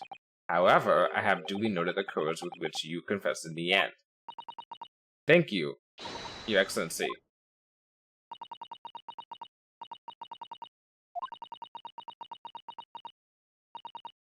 Objection! And here we go. Your Excellency, do not be deceived. The victim just collapsed before your eyes, you say. Well, Rembani-san, if that is the case, perhaps you could explain how Miss Brett came to be stabbed. Well, you have no answer because the simple truth is that you stabbed the victim motivated by revenge. Objection! But you have no conclusive evidence to prove that assertion, do you? That's a good point. It's possible oh god, maybe it's like the first case in the first game where they did the thing where it's like you don't feel the delay. Because remember, Jezebel Brett poisoned Wilson. Well, he had the anesthesia in him, right? And then she used that to the advantage to kill him. So maybe some way, somehow, she got some anesthesia in her, right?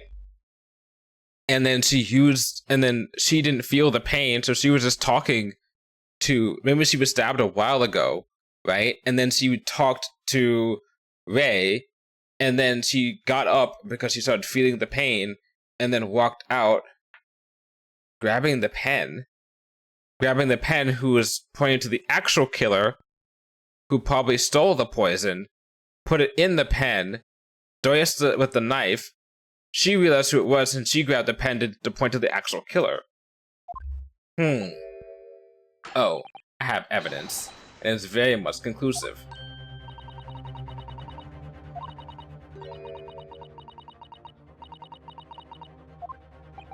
You will produce the aforementioned evidence at once, Prosecutor Ouchi. Is there a witness? Perhaps some praise is due, young yokel student. What? I'd imagined there would be no need for me to submit this evidence. But you brought this on to yourself.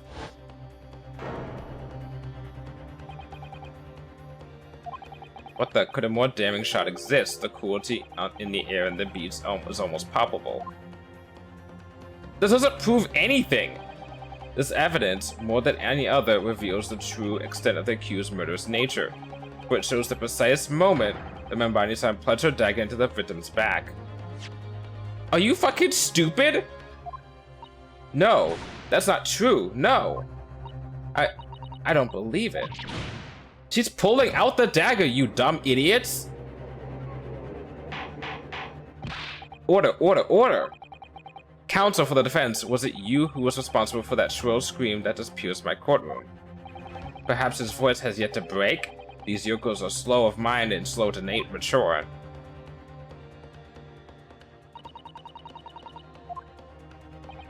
Careful now. Desaro is starting to show her face here. It is often said that a picture is worth 1,000 words, and here we have an ample proof. What do you mean? The court will accept this extremely cogent photographic print as evidence. What does cogent mean? I'm not counting hemorrhage because I kind of knew what that meant already. That's the word of the day. Cogent. Clear, logical, and convincing. Okay.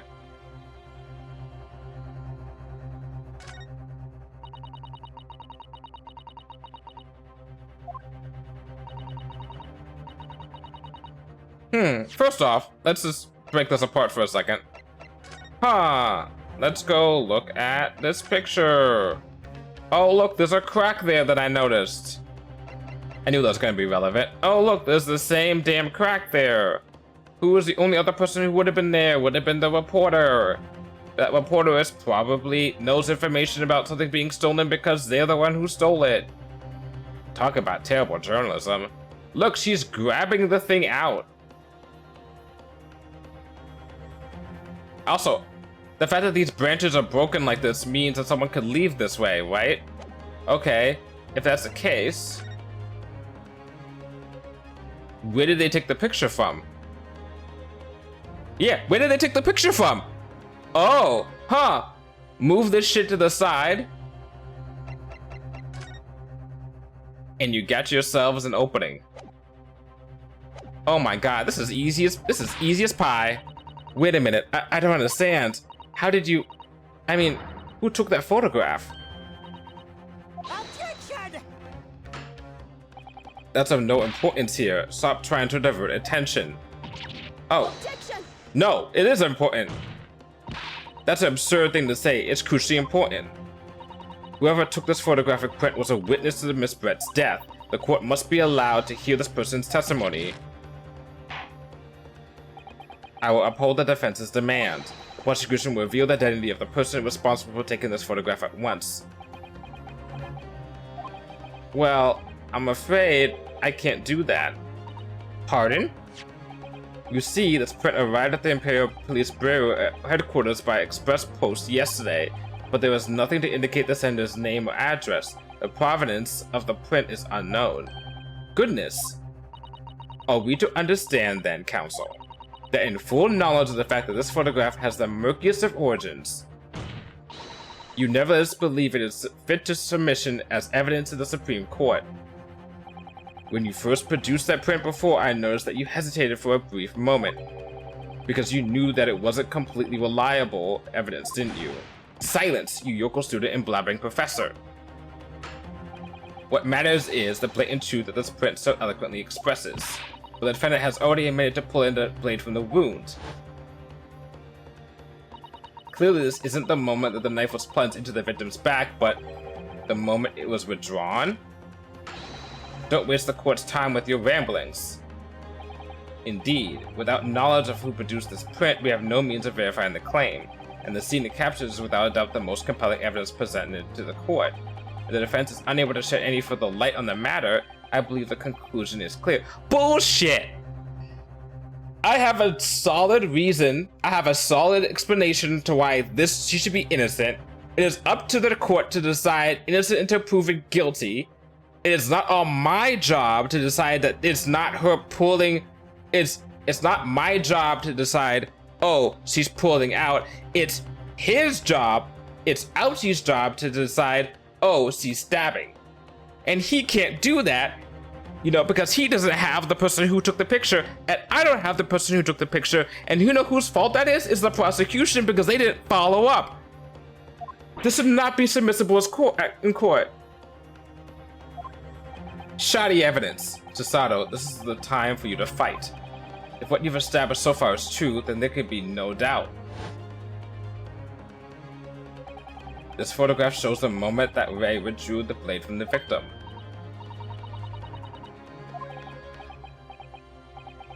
You have plenty of time to rue your defeat on a slow train back to the provinces.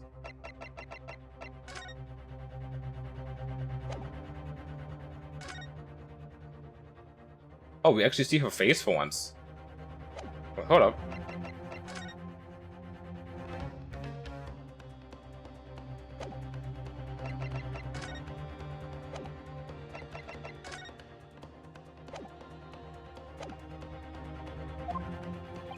And to rue the day you came up against against Taketsuchi Ouchi in the court of law.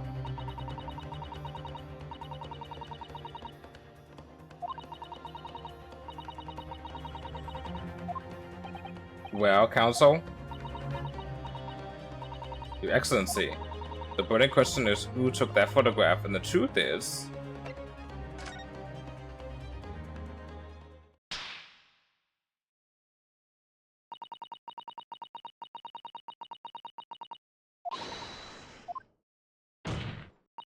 the identity of the person who took this dramatic photographic print is, I assure you, something the defense can and will reveal. What? No, you can't possibly. But, as you so boldly claim that you can, please do enlighten us. Yeah, because you guys are so dumb enough to not look at the crap. Oh, whatever. I guess you didn't know about the newspapers. That's not on you. Unfortunately, I'm unable to present a name.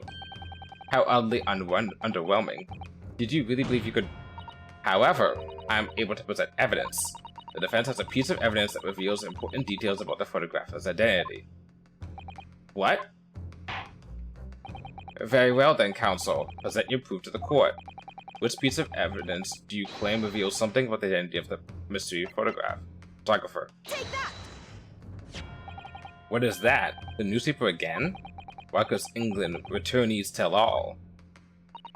It is not the headline that is relevant here, Your Excellency. It's the photograph. If you look at it closely, you notice that there are some white lines on the right-hand side.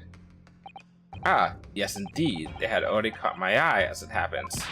Ha, what of it? A shadow of some kind, presumably, from the branches of a tree or the like? There were no trees growing inside my laboratory at the university, I can assure you. Now then, if you look closely at this photograph...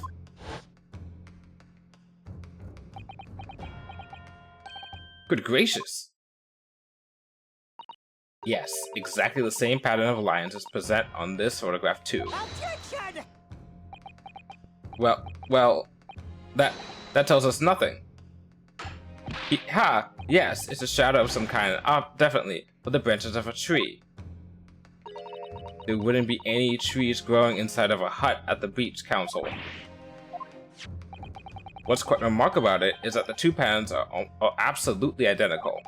How could such an extraordinary similarity have inspired? The curious matching pattern that appears on both photographic prints is a result of... Obviously, it must be due to a problem with the camera used to take the photographs. With the photographic device? Yes, we can confidently say that the camera's lens must be scratched, and that the scratched lens caused unwanted lines to appear on every print taking the device. In short, the two photographs under consideration here were taken with the same camera. But there must be hundreds of such camera devices here in the capital. It would be utterly impossible to identify the owner of this particular one. Objection! I think you're forgetting, Prosecutor Ouchi, that one of the photographs featured in a newspaper article. A newspaper... Ah! That's right. The author of the article is the mysterious... The author of the article is the mystery witness to this crime. What? What?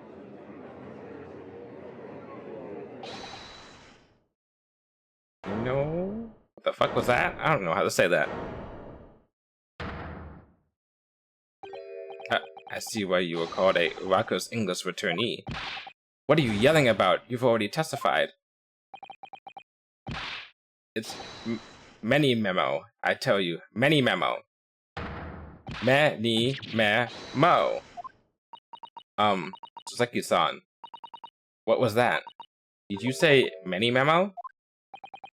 Ever since I returned to Japan, a reporter from the Shoyu News has been hounding me, following my every move. A reporter by the name of Raiten Memo. Like a memo. Writing in my memo. He's writing his memo. Okay. Pun included. Yes, hounding me from dawn till dusk.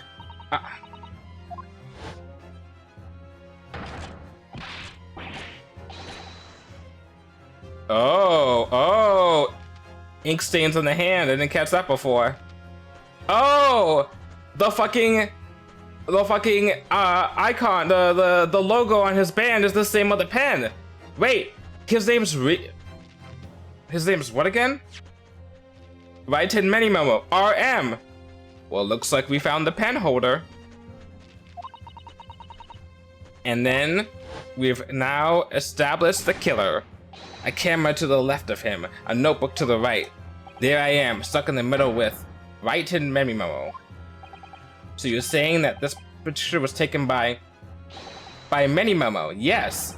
Your Lord, Your Excellency, Esquire. Officer, find this newspaper reporter at once and bring him to my courtroom. We will adjourn for a short recess in the meantime. Oh, yes, Your Excellency. As you say, Your Excellency. And one more thing. I want this knife, the murder weapon, examined for traces of poison. You will solicit the assistance of the Imperial University's medical department for the task. Understood? Meh. Many memo. What the fuck, dude?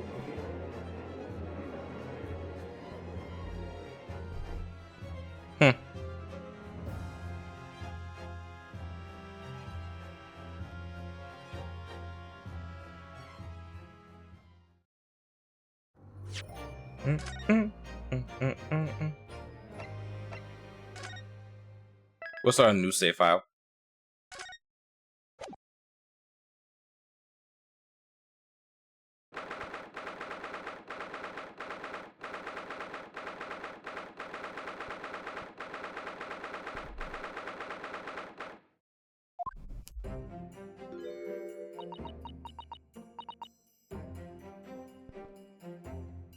Move this here. Bum bum bum dum bana. There we go. I'm so sorry, Susato. I should have told you about the toxin. Ray. You have a strong sense of responsibility, I know. That's why you just decided to shoulder the burden alone. No, that's not it at all. I was scared of my failure coming to light, that's all. So I hope to retrieve the substance from the Englishwoman before anyone found out. Before the trial started, do you remember what you said, Susato? That you had no doubt in your mind about my innocence, that you'd stand up by me to the last. I remember. And yet I didn't deserve your trust in me. I had important details from you, Susato. I completely betrayed your faith in me. Hit me, Susato. I deserve it. No, in fact, throw me to the floor. No, that's too good for me as well. Drag me through the city streets. I'm no better, you know. Oh. Hey, it's her music. Even though in my heart I knew you'd pull the knife blade from Miss Brett's back, there was just a brief moment when, in my mind, I doubted you. Susato! I'm sorry, after I stood here and promised you that I'd stand by you and always be by your side. Or on your side. I betrayed your faith in me, too. And as such, I failed you as a lawyer. Oh, no. I think this situation has taught both of you a valuable lesson. Placing your unbridled faith in another is no easy task. Yes, Father, that fact has certainly struck home. You see? Which is why I can see more clearly now. So, Ray. Yes? Can you find it in your heart to forgive me?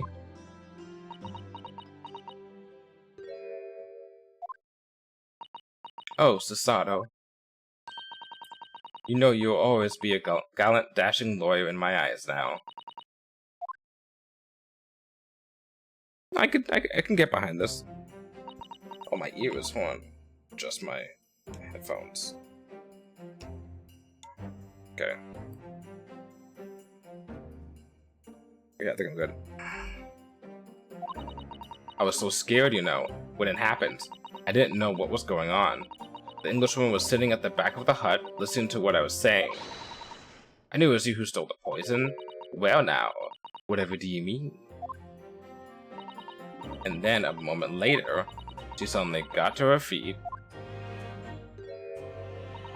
before collapsing on the floor in front of me, with a knife in her back. It all happened right before my eyes.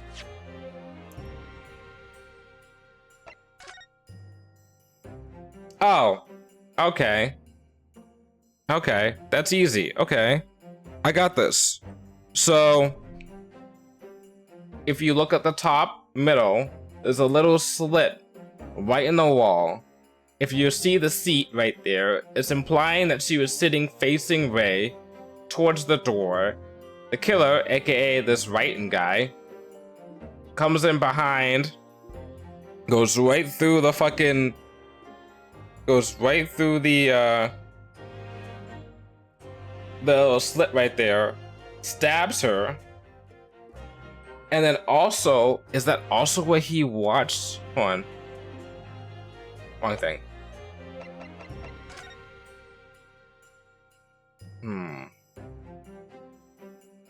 And then he just moves over a little bit and then watches her try and pull the thing out. Or he watches where he stabbed. No, she's not exactly in the right location to be right where it was. So I'm guessing something got moved afterwards. Okay. So all I need is a motive and then I'm good. I got my kill and I got my opportunity. Right. And you were the only people in the hut at the time. That's right, just Miss Brett and myself. There was no one else. So I just don't understand how she could possibly have been stabbed like that. Well, I already solved that. A great mystery indeed.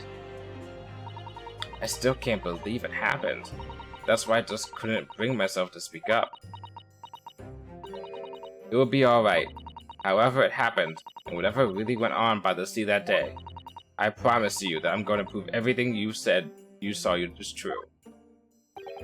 Spoken like a true Mikotoba. Now I think we should discuss what's coming up in the trial, don't you? We don't have much time. We must make sure we have our facts in order. Yes, I expect the poison is going to come under close scrutiny in the upcoming proceedings. The police should hopefully have identified it on the blade by now. The trouble is, it's a completely new laboratory synthesized blend of alkaloids. The police won't have any way of testing for it. Oh, I see. Yes, without this chemical reagent, it's impossible to detect the toxin. Chemical reagent? I sent a colleague of mine off with some earlier to deliver to police headquarters. I think perhaps you should have some of as well, just in case.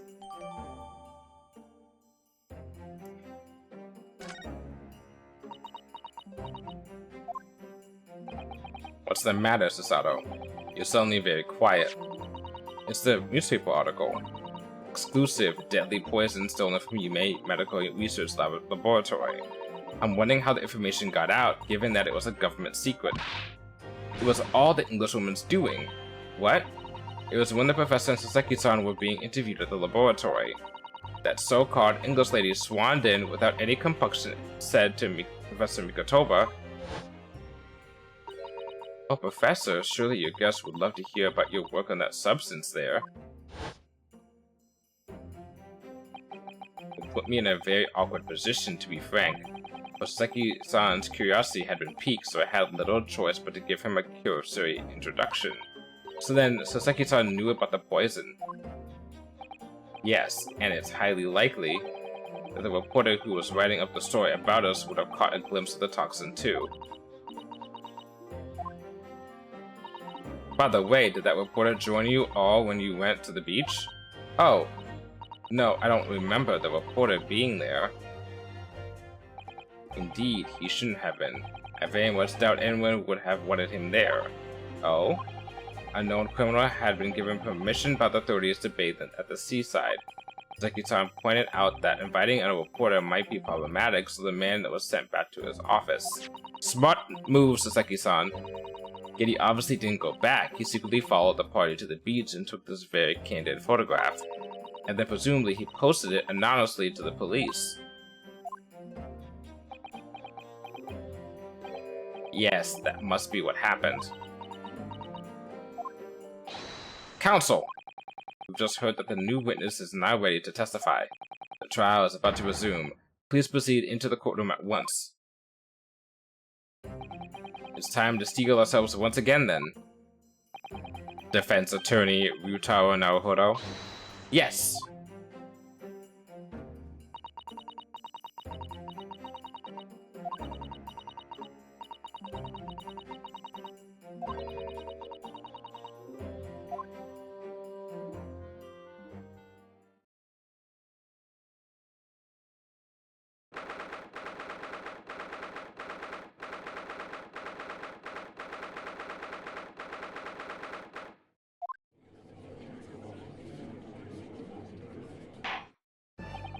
I hereby call this court to order as we convene to continue the trial of Rei Membami.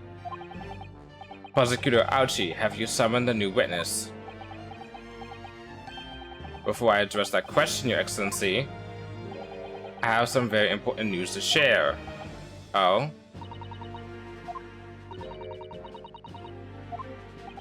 During the recess, with the collaboration of Professor Mikotoba's laboratory at Yume University, the police re-examined the knife that was used to end Mr. Zeo Brett's life. Excellent. I admire your rapid handling of the matter. Oh, too kind, Your Excellency, too kind. I was merely carrying out your instructions, of course.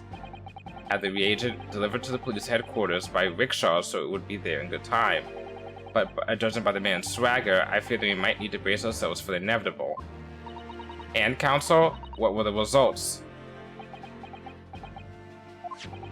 This dagger, which was so cruelly used to end the life of the victim, has no traces of poison anywhere along its blade. What? Are you sure about that? I would stake the reputation of the police on it. Armed with the reagent, the test is extremely simple. They couldn't have made a mistake. Shit.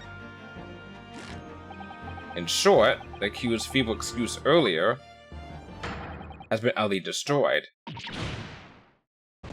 But she still had poison in her, right? Almost had poison in her, right? Now the prosecution is ready to call the new witness. Ah, the newspaper reporter who managed to capture a photograph of the crucial moment. Good. Very well. Officer, bring in the witness.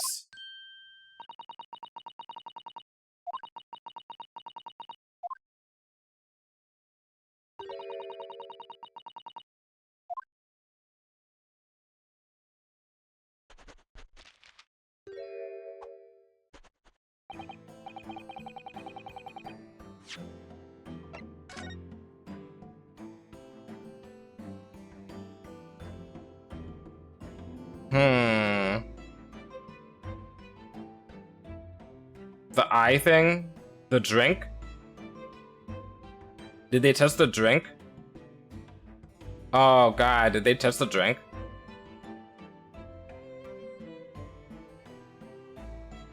Oh. Witness, please state your name and occupation for the court. Write in many memo of the Shoyu News. I'm what people like to call a journal. What's a journal, Father? Do you know? It's simply a contraction of journalist. I'm there where the news breaks, putting pen into paper to catch those scoops so they're in print the next morning. They don't call me the hero of the Herald for nothing. The nice guy of news. Oh. So, It was you who took this photograph, was it? Well, well, what have we here? I'm sorry? Oh, brace yourselves, people. Oh, no. No, no, no, no, no, no, no, no. He doesn't. He knows, does he? No, no, no, no. Uh-oh. Audio cut out. Oh, I could tell that audio cut out. Hold on. Audio fucking stuttered, which means remove. And then add. Okay, we're good. Oh, he can tell. Shit. Oh, shit. Oh, no. Well, I'll give you this. He's a very observant journalist. Female student up to foul play defended by curiously handsome young lawyer in Supreme Court. Oh wait, no, he's a female student. Okay, he's a female student. He said that we're handsome. He didn't say that we're a lady. Oh, thank goodness. Oh, thank goodness. Woo! We're so good. We're so good. The readers will lap this up. We'll set it above the fold at 72 point in a 5-leg format for the morning edition. Huh? Right then. Let's start with your name. Oh, it's Ryutaro Naruhodo. Next, what made you want to become a lawyer? Well, I wanted to reform our country's legal system, I suppose. Ryutaro has suddenly become very ambitious, I see. I just borrowed Kazuma-sama's dream for a while. By the way, my name is Tatsuki Aochi. That's Takatsuchi Aochi.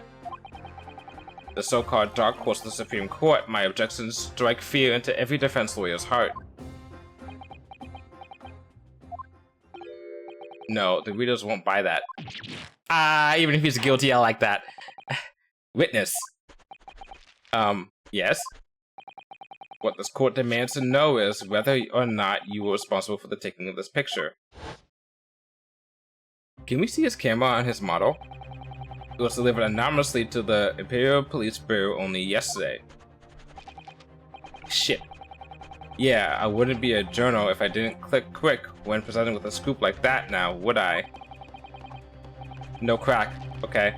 Sometimes stories call out to me, sometimes I have to chase them down, but either way, you've got to be fast. Fast like Sorin and a fast hand to write. It's no good if you don't note it down, I always say.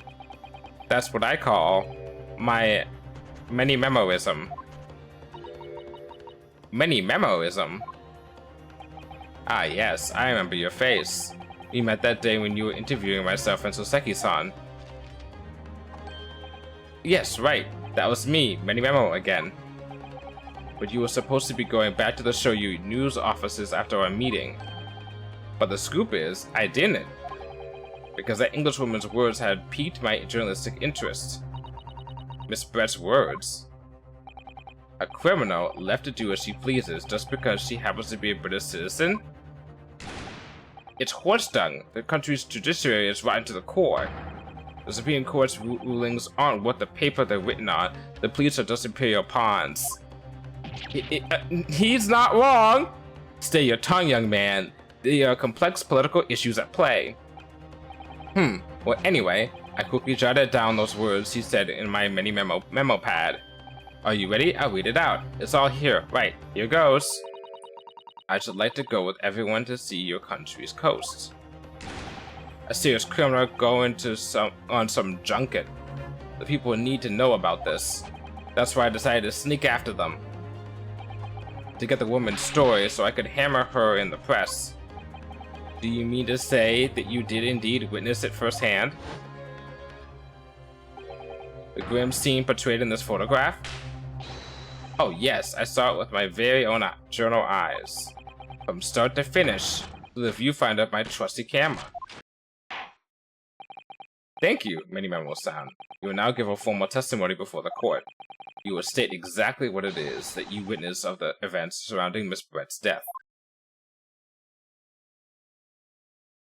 We're gonna tear this guy to pieces. The beast's hut was made of shoddy old reed screen, so there were plenty of gaps I could see inside through. The Englishwoman was sitting on a stool when the student girl came in and started arguing with her. Seconds later, the girl pulled out a knife, throwing the Englishwoman to the floor as she stabbed her in the back. My morning journal spirit burst into flames. Quick as a flash, I whipped out my camera ready to click. I pulled apart the rough weave of one of the screens and pulled the lens through for the perfect shot. Read screens, you say? Right. You can see them clearly enough in that great shot, I snapped. The hut walls are just screens made of coarsely woven reeds. Yes, it allows the breeze to pass through and bring some relief to the summer heat. From the summer heat. There was a breeze for me to poke my camera through and see the whole thing hotting up. Ignoring for the time being the appalling invasion of privacy involved, did you witness everything that happened from the moment the defendant entered the hut? Oh yes, I saw it. I saw the whole thing from start to finish. And you said that you took the photograph through a gap in one of the screens. Luckily for me, they were pretty shyly woven. I pulled the reeds apart and thrust the lens of my camera through the gap. Would I get away with it? Or would I be seen? It was the game of a lifetime. A tenacity of purpose that's considered admirable in a journalist, I suppose. Want to risk one day, want to scoop the next. That's minimalism in a nutshell. At last. It would appear we have a genuine witness to this wicked crime. Oh, he's genuine, alright. A genuine killer. The evidence and testimony are extremely compelling. I believe we may be close to a verdict. No! Wonderful news, Your Excellency. Oh, shut the fuck up. Wonderful. Nevertheless, it cannot be denied that this testimony begs one very large question. What question? Exclusive news, a startling photograph, all the maskings of an exceptional story for the reporter. Why then was the story never published? Oh.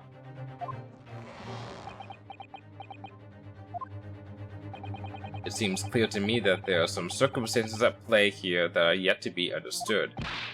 Ha! More pathetic excuses. Very well then, Counsel. Proceed with your cross-examination. Yes, Your Excellency.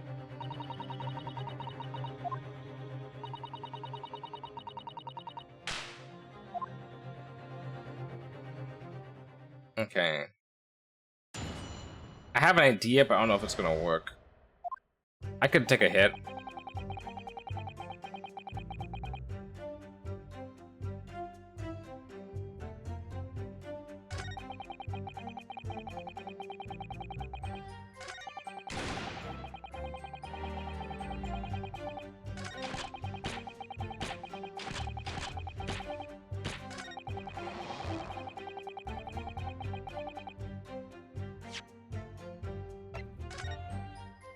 Where did you pull apart to get the shot?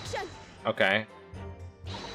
Okay. So we can't do that. I'm gonna do it on two different things, and if not, then we're just gonna do pressing.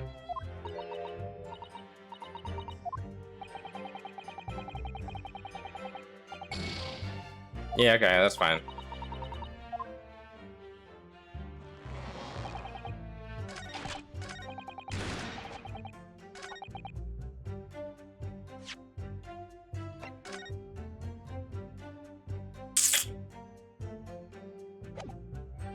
Can we try this? Oh, okay. So no. Okay. So it's pressing, because there's nothing else we can give exact things to. We can't present any exact evidence other than that, I think. Hold it. What made you want to see what was happening inside the beach hut in the first place? Call it journal instinct. Can you think of a better reason? Oh, I don't know. Perhaps because as well as being a proven criminal, the person inside was a young woman. Ah, I see where you're going with this. Brace yourselves, people. He's painting the journal as a voyeur. It's hardly slander, sir. You had a camera and you were taking pictures without the woman's knowledge. Nope, you've got it all wrong, little student boy. Sorry? To my mind, all that was inside that hut was a scoop. Nothing more, nothing less. Scoops know no gender. Man or woman, it's all news. That's not even menomism, it's basic journalism. Right, so if that's all buttoned up, can we move on? Till the court then witnessed what sight befell your eyes when you looked inside the hut. A sight that vindicated my journal instinct, that's what.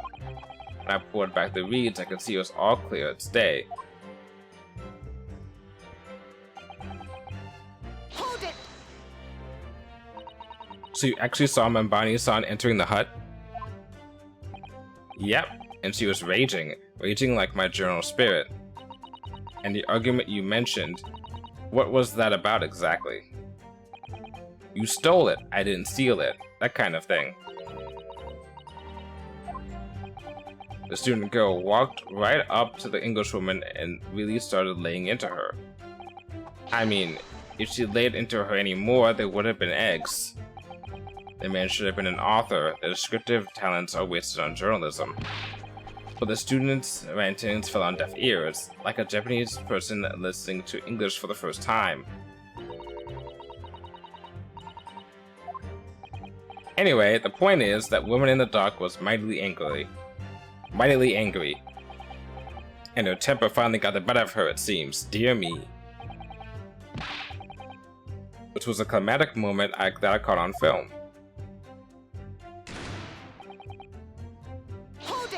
Bullshit, but okay, continue. Do you swear before this court that you actually saw the precise moment when the stabbing took place? Ha! The precise moment? I didn't see just that. I saw the whole hellish scene play out, from start to finish. I have here a simple plan of the Peach Hut. Perhaps you can use it to explain to the court exactly what you witnessed.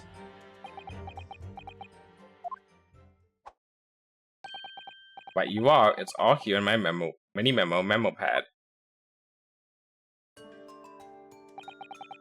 When I first peered into the hut, I'm sure that the Englishwoman was on this stool in the back here. Back of the hut here. Yes, the accused's own testimony confirmed that. She just sat at the back of the hut, smiling sweetly, is what I have noted down. It's my turn to testify now. Try not to interrupt. Okay. Alright, dude. Then, next moment, as I was watching, the evil student girl entered the hut. After a while, the pair of them ended up in the middle of the hut, arguing furiously. Englishwoman went for the student, but the girl dodged out of the way, and in a flash, plunged the knife into her adversary's back as the two passed each other. What do you describe as a grim crime indeed? They're all grim crimes. Oh, you can just hush with that. Never sugarcoat the truth. That's what many-memoism says. Many-memoism. Many-memoism. Jeez, making my mouth hurt. Many-memoism. By the way, Many-memo-san, whilst you were watching the terrible scene unfold before your eyes through the gap in the screen, where were you? Did it not occur to you to try and prevent the tragedy rather than capture it on film? That too! Journalists have to be observers who can't get involved. Bullshit! That's a raison d'etre. That's not how you say it, but I'm gonna say it like that. So you didn't converse with Miss Brett at all? Obviously not. An observer always remains on the outside looking in. Your Excellency, if I may, have that be added to the testimony?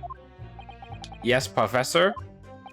I think the witness's last expertly phrased statement should perhaps be added to his formal testimony. Yep. I will grant the defense's request. Many-memo-san, you will supplement your formal testimony with the aforementioned statement. Well, nihilism is the foundation of many-memoism, but I'll gladly prove that my words aren't meaningless. What are you, the path of nihility? Objection! There we go. Thanks, Dad. Many-memo-san, until now, I've had a firm belief that newspapers are in the business of uncovering and publishing the truth. You're spot on there.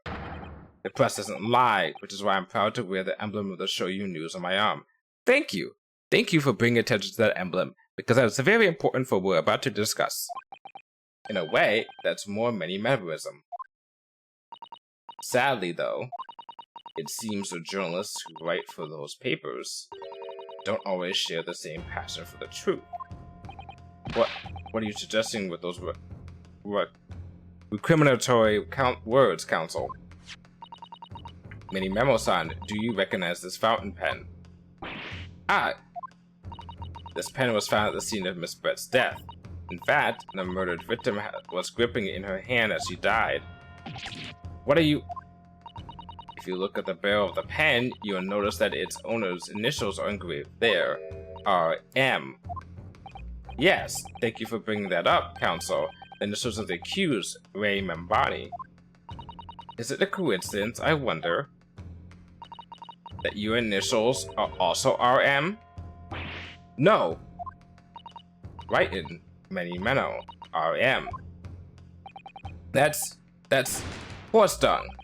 Can't you see? One of the central tenets in many-memorism is being a pencil user. And yet, as the court will clearly be able to see, on your right hand, there's a very obvious blue ink stain. It would appear that you must have rather carelessly left it somewhere recently. Your favorite fountain pen, that is. Horsey huss dung. Many-Memo-san, is it not the case that before she died, you met with Giselle Brett in that beach hut? Why should we listen to this absurd nonsense? It's nothing but another excuse. Exactly. So your news will stand behind me all the way. I deny everything. There must be as many people with the initials RM as there are stars in the night sky. The defense has neither time nor the inclination to count every star in the sky. And there's no need anyway, because this pen has more to tell. Yes, there's another clue. A clue that undeniably proves who its owner really is. Present it? In that case, Counsel, the defense will now show the court where this alleged clue lies. Of course, Your Excellency. The one this fountain pen clearly reveals its owner's identity is... Oh, hold on. Oh, that's what I was supposed to say. Okay, now hold on. I got this. Don't worry. I'm almost there. There we go. Got it. Oof. As well as the initials, there's an emblem of this on this fountain pen. An emblem that you will, of course, recognize, Many-Memo-san. Goodness me, it's the emblem of the Shoyu News. In other words, the owner of this pen is an employee of the Shoyu News whose initials are RM. Suddenly, the stars in the night sky don't seem so numerous, do they? Well, Many-Memo-san, how do you respond?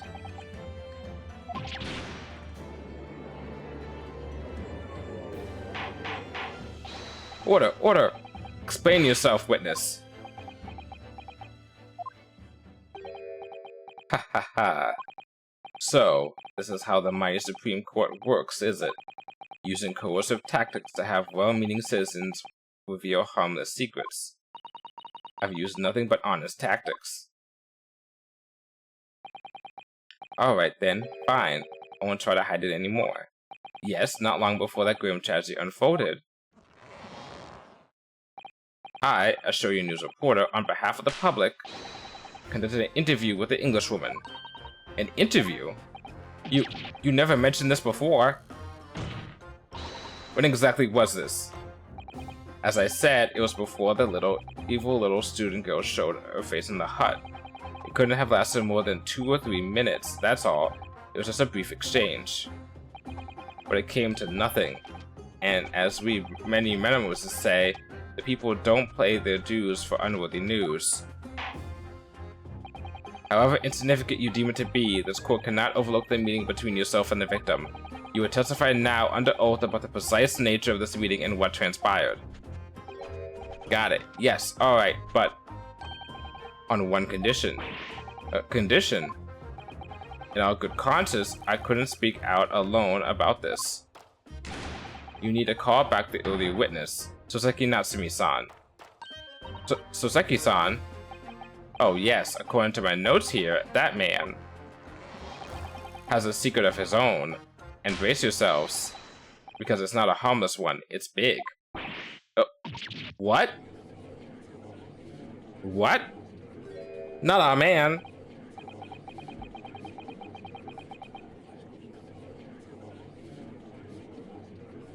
Many memorism states that one man's secret is every other man's front page story. Very well, I will grant the witness's request in this instance. Officer, summon the earlier witness back to the stand.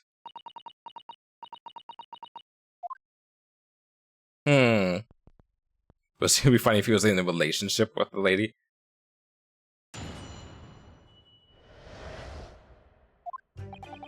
I asked the Englishwoman for an interview, but she declined, so I left the hut without making a fuss. Then, watching secretly from outside, I saw the woman being stabbed and the other witnesses come running. The detective realized the victim still had a pulse, so he ran off to fetch help. That's when this writer man here asked the woman a very significant question. He didn't say anything about that in his testimony, which is why many memorism demands I reveal it now. You meant to say the victim regained consciousness? Well, and when she did, you decided to ask her a question? That's, true, yes.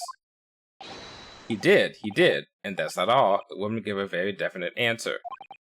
An answer that incriminates the accused. This is preposterous. Why am I only hearing about this now? Yeah, if Soseki had heard this information and then told the accused, he was saying, I saw the defendant over the victim with the blade, obviously she must be the killer or whatever, right? If he had heard the victim come back to life for a split second, or like regain consciousness before she died, and then be like, the killer is Ray, he would have definitely testified to that. Why didn't he do that? So something else is going on here. It wasn't even a conversation. Yes, I did pose the withering English Rose a question. I don't deny it. But she could no longer speak. She was barely conscious even. Counsel for the defense, I expect a thorough cross-examination to be conducted here. The court must and will know the truth. Absolutely, Your Excellency.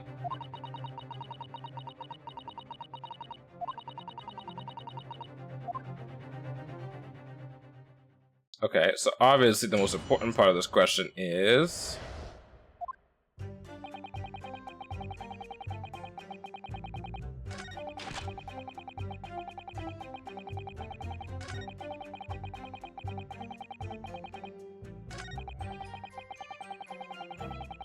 Hold it!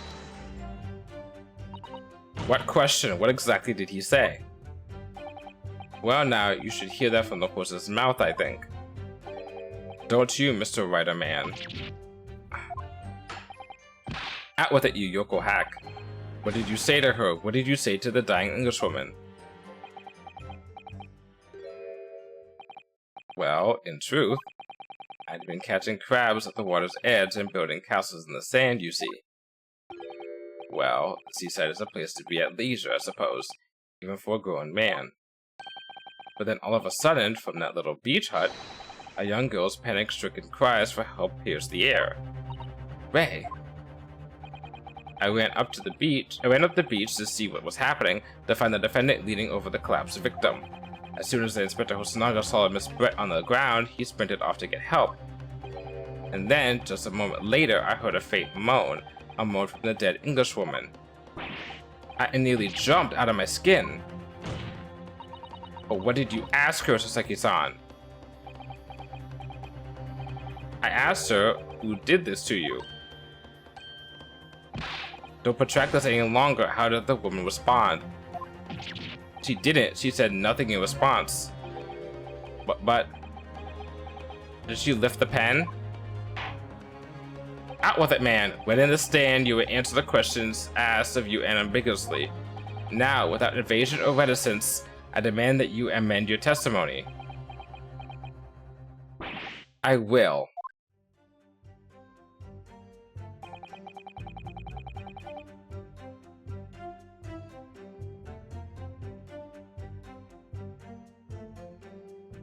Hold it! To try to find out who the culprit is. He who asks a question is a fool for a minute. He who does not remains a fool forever. Huh, that's actually kind of deep. And having been labeled a criminal twice during my time in Great Britain, I was quick to make up my mind. Better to be a fool for a minute than remain a fool in prison forever. However, you've indicated that the victim failed to respond. Is that correct? I know why. I know why the Englishwoman said nothing. She was ignoring me because of my stoop and mustache, because I'm Japanese. Oh boy. Having read the report on his time in Great Britain, I can't say I'm surprised at his xenophobia. But the Englishwoman didn't ignore you at all. Did she, Mr. Writer-Man? Hmm? Well, yes, alright. She did respond in a matter of speaking, I suppose.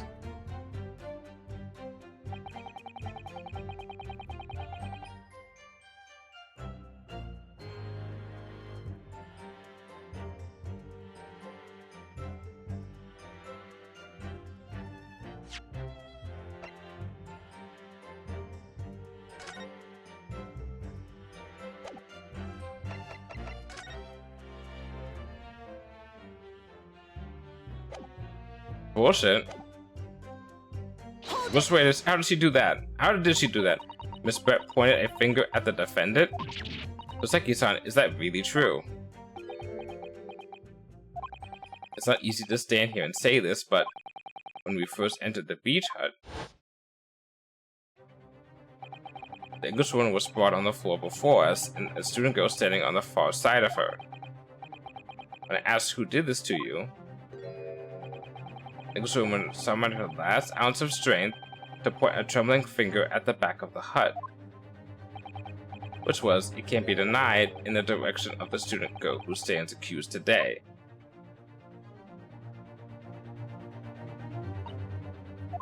No, hold on. Seki-san, why on earth did you neglect to mention this in your original testimony? But, fiddlesticks, I say. This is not a British court of law, you respond in Japanese. Yes, of course, the Englishwoman did point her finger towards the back of the hut, but I was trembling, and she was trembling, and everything was a blur. And thinking about it, I feel as though perhaps she was pointing in a slightly different direction. Actually, no, not slightly, in a very different direction to where the student girl was standing. To somewhere in the back of the hut where nobody was standing at all. You mean that your memory of events and the direction in which the victim was pointing are both unclear? Yes, that's it. Unclear. I'm very, very unclear. Your Excellency, surely this proves the matter beyond all reasonable doubt. He just said it's unclear! How's that beyond an unreasonable doubt if he's not even sure of his own testimony? Are you fucking kidding me? Yes, the woman may barely have been conscious, and yes, perhaps her figure wavered slightly, but there can be no doubt that this is an attempt by the victim to confirm the identity of her assailant. Why? Because the court can see there were no other than the accused in the direction the victim was pointing. It is now abundantly clear that no one besides the accused could have possibly have committed this crime. I am inclined to agree, and in the absence of any credible argument to the contrary, I believe we can now conclude this trial. No. The headline's writing itself. Dashing lawyers hope dash 92 point across the whole page. We're doing an extra edition. This is a serious blow, Susato. Unless we're able to identify the true culprit and unsubstantiate a claim with evidence, the judge will give his ruling and the trial will be over. But that's impossible, Father. We don't even know how the crime was committed yet. Impossible? Though the task may seem, we have no choice. We must think back over everything we've learned thus far. He stabbed her through the fucking wall. He stabbed her. God, this is not. Are you guys all this dim? Why am I so like mad about this? He stabbed. There's a little slit on the back of the wall, right by the chair. He stabbed her with a knife there. I can't really explain about stuff about the poison, the contracting of the eyes. Maybe she drank something. I don't know.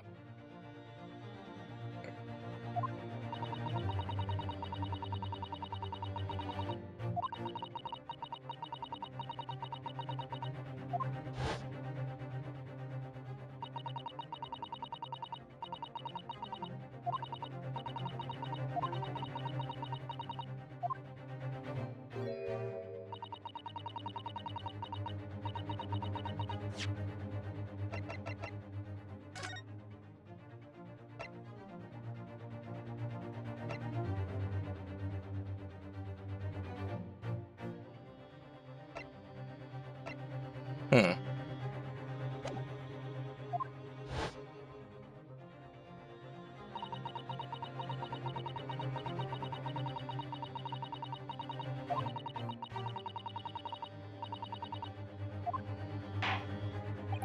I take it then that the defense has nothing further to add. So, the gallant yokel student's luck finally runs out. I can't say I'm surprised. In that case, I am ready to deliver my final verdict on this matter.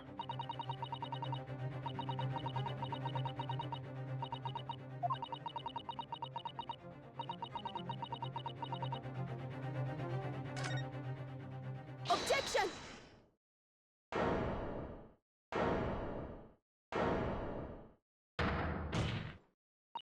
Your Excellency, I respectfully ask you to postpone your adjudication for the time being. Oh? To what end, Counsel? The defense would like to present the court with an alternative theory. An alternative theory that can explain who the victim was actually trying to implicate with her dying gesture. Objection! An alternative theory? Ha! None exists. Objection! There was someone else present at the scene who could have committed this crime. What? And the victim, Miss Brett, tried to reveal who it was to those around her at the time by mustering all her remaining strength and pointing a trembling finger in the killer's direction. This is fiction, fantasy. Very well, as you seem so sure of yourself, Counsel, I am prepared to hear your alternative theory. So, young Ryutaro Naruhodo. Yes, Your Excellency. You will present your latest theory to the court by means of this plan. In the moment the victim was stabbed, where exactly are you proposing the culprit was concealed? Take that!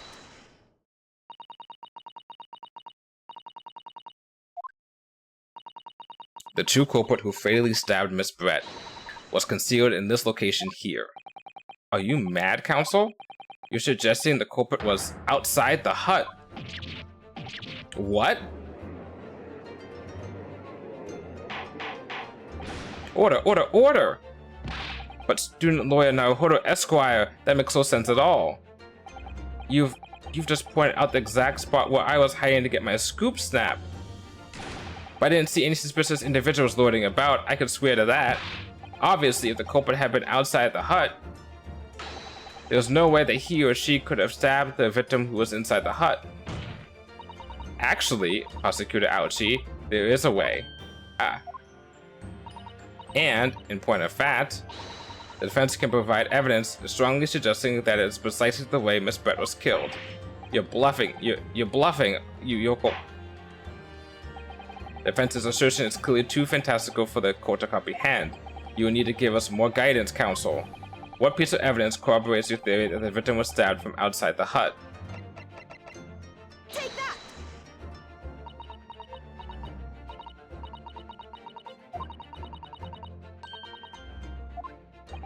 Counsel, you're suggesting that the piece of... Okay.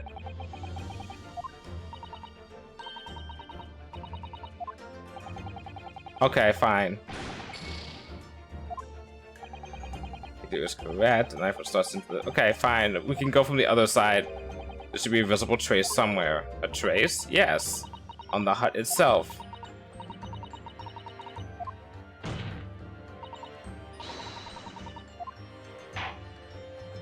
I mean, my evidence proved that, you know, you could open up something wide enough to toss the knife into, but if you want to see where the knife came from, the original photographic print of the crime scene, yes, it's clearly visible in this print. The trace of the fatal thrust that was delivered from the outside of the beach hut. Do you take us for fools? There's no hint of any such thing. I'm not sure that everyone present would agree. Someone, at least, appears to have noticed what it is that I'm referring to. Counsel, once again we must call on you to agree explicitly in the court. Where on this photograph is the trace of the stabbing which you claim took place from outside the hut. Take that! Look closely just here. In the screen at the back of the hut, you can see the effects of a blade having been forced through the reeds. No, it can't. I can't see any such thing. It's true that the hut in question had 4 walls as you expect. However, by parting the reeds, a knife blade could easily penetrate them.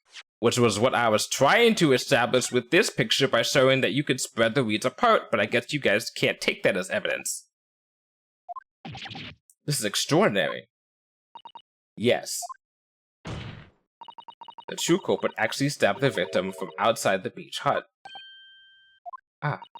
And of everyone present at the scene, there's only one person who could have done that. Only one person who was directly outside the hut when Miss Brett was killed.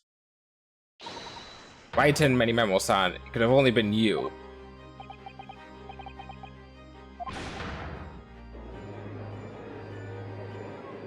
Objection! This preposterous idea leaves me absolutely speechless. Just look at the photograph again. The victim lies almost exactly in the center of the beach hut, does she not? Are we to assume, as part of this farcical scenario, that the assailant was a knife thrower? Objection! No, of course not. We're not? If you recall the testimony of the defendant about the events just before the victim's death, inside the beach hut. Oh, I said this already.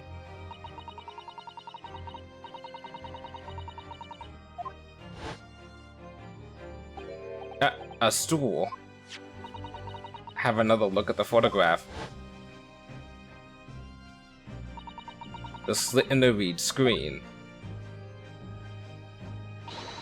would align perfectly with the back of a person who was sitting on that stool. My word. So, in fact, the victim was killed while sitting on that stool by a stab wound to her back delivered through the reed screen. Having been attacked, Miss Brett rose to her feet instinctively, but then, unable to speak, she collapsed on the floor in the middle of the hut, before the defendant, Mightier-san's appalled eyes. And that, Your Excellency, is the truth of what happened on the beach that day.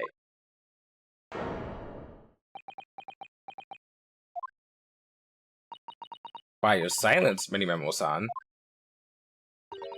I take it that you don't deny the charge. This is absurd. That will do. It would appear that we have a tacit admission of guilt from the witness. Accordingly, this court has successfully established the truth of this matter, which means that the defendant, Mightier-san, is innocent of the crime. This is way too easy. He did not crash out yet. If I don't see a villain crash out, then it's not true. I must say, I've never been more proud. No, this can't be. The Ouchie clan can't. What of my growth? My growth of hope? It wasn't on apparition. I can't accept this. I won't. I see no reason for the continuance of this trial. I will therefore move to conclude proceedings by delivering my final verdict and... There we go.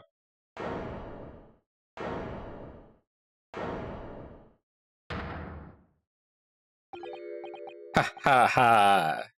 Well, this is all very convenient. This is how the highest court in our mighty empire delivers justice, is it?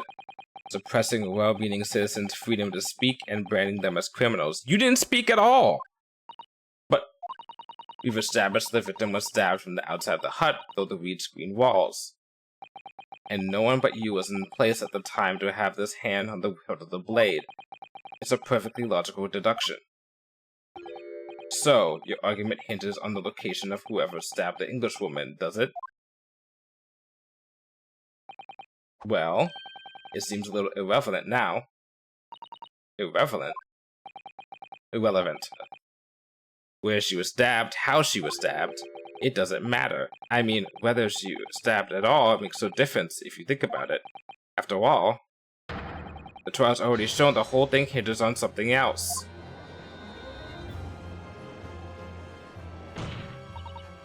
What are you talking about? Brace yourselves, little man. I'm talking about the fact that everything's changed because of the dirt you dug up. The poison? The what? Enough obscurity. Explain yourself, witness. What's to explain? I'm talking about the poison, of course. The poison? Let's ask the professor for a comment on the situation, shall we? I understand that a deadly poison you were developing was stolen from your laboratory, correct? And it's been shown that this poison was administered to the victim, Miss Brett. Is that right? That is correct. The unusual constriction of the victim's pupils are a sure sign that the particular poison was used. I see, I see. So, presumably that means that the victim already had the poison in her body before she was stabbed? Given that her pupils were clearly constricted, it seems highly likely, yes.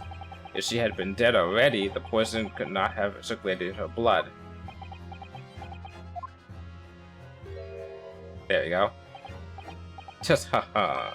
Ah, how refreshing to hear the argument of a metropolitan mind. Precisely, it matters not a jot who stabbed whom, in whose back and with whose blade. It does matter, because if he admitted, even if he didn't necessarily poison her, which he did, he still tried to kill her, and it did still at least assault. Because, quite simply, the Englishwoman's life was taken not by the knife, but by the poison. Objection! But that can be explained by the poison being on the blade, as I already... Objection! Nope, but there's no poison on the blade. Forgotten already, have we, yokel? During these very proceedings, the laboratory of the professor at your side persisted in proving that the blade of the weapon used to attack the victim had no choice of poison on it whatsoever. So let me get this down. The facts, as skillfully established by the defense in this trial, turn out to be a headline-making head herring. Is that about right?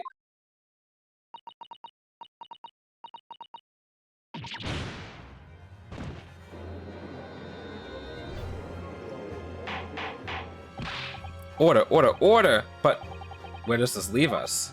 How, in that case, did the poison enter the victim's body? There is an undeniable, obvious answer to that. The lady most likely imbibed it. You mean she drank it? Have another look at the photograph here. As you can see, a bottle of carbonated water and a glass had been knocked onto the sandy floor on the beach hut. The poison could have been slipped into either.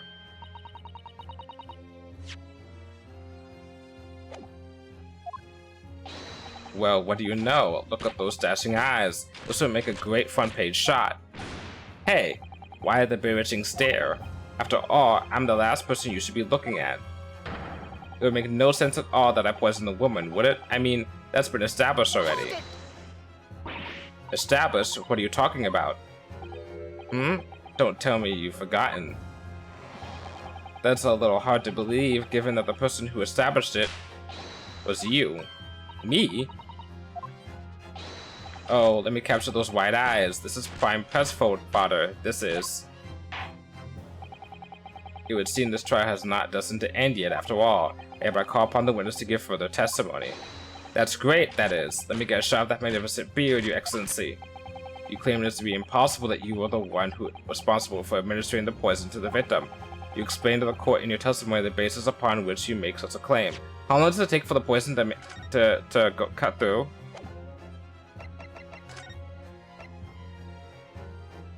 Proof fatal in minutes. Okay.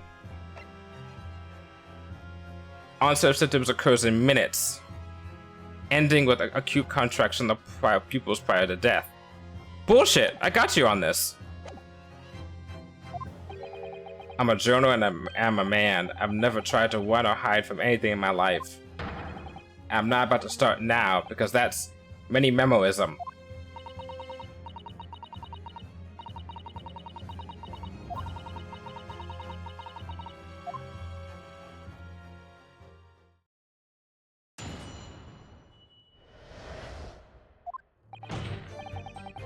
Oh yes, I stabbed the Englishwoman, and that's very bad. That proves I'm innocent. Because why would I ever bother to stab the woman if I'd already poisoned her? When I heard the student girl and that pompous English murderer arguing, it got my goat. If the courts weren't going to punish Brett for what she did, someone else would have to see justice done. So, you admit then that everything happened as I described? That you were the one who stabbed Miss Brett in the back through the reed screen. You can blame this miserable country of ours. A country that bows to the pressure of foreign powers and lets murderers walk free. What kind of future can a country like that have? That's why I did it. I did what our pathetic leaders didn't have the guts to do. Slap bang in the middle of that charming lady's back, I plunged the blade of sweet justice right in there.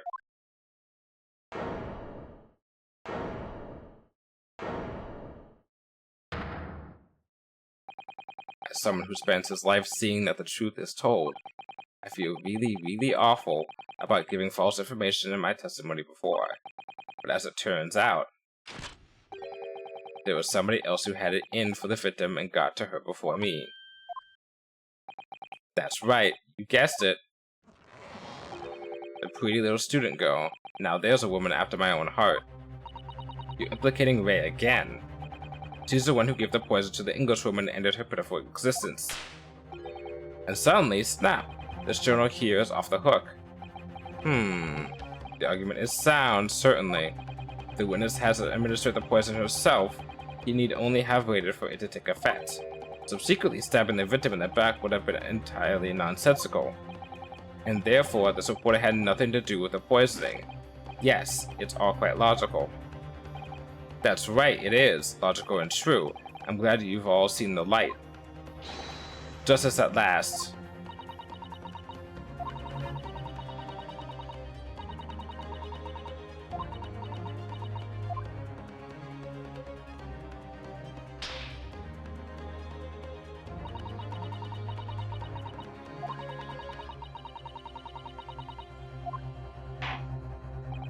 Very well then, counsel. Proceed with what I assume to be your final cross-examination in this trial.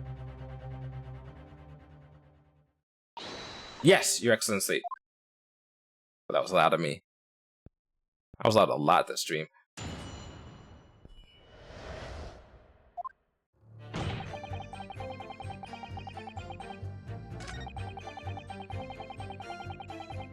Hold it!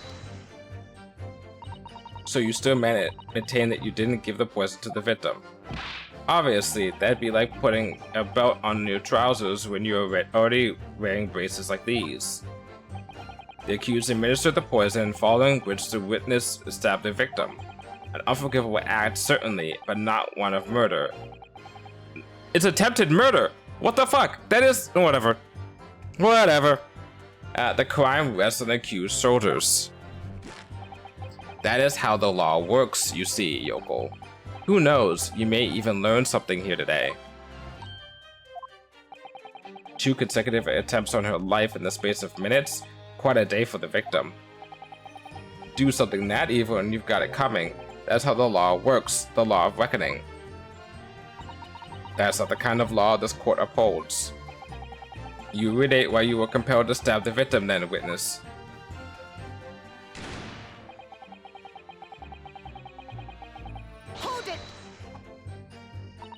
What exactly were they arguing about?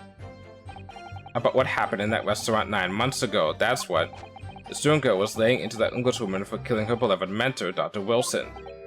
Yes, John H. Wilson, professor of medicine, invited here from England by Professor Mikotopa no less. Right, but the Englishwoman just jeered. Her case was to be heard by the British Consular Court in Shanghai. However, there's little doubt that she would have simply have been acquitted and sent back to her homeland a free woman. It was eating that student girl up inside, you could see it. I really felt for her.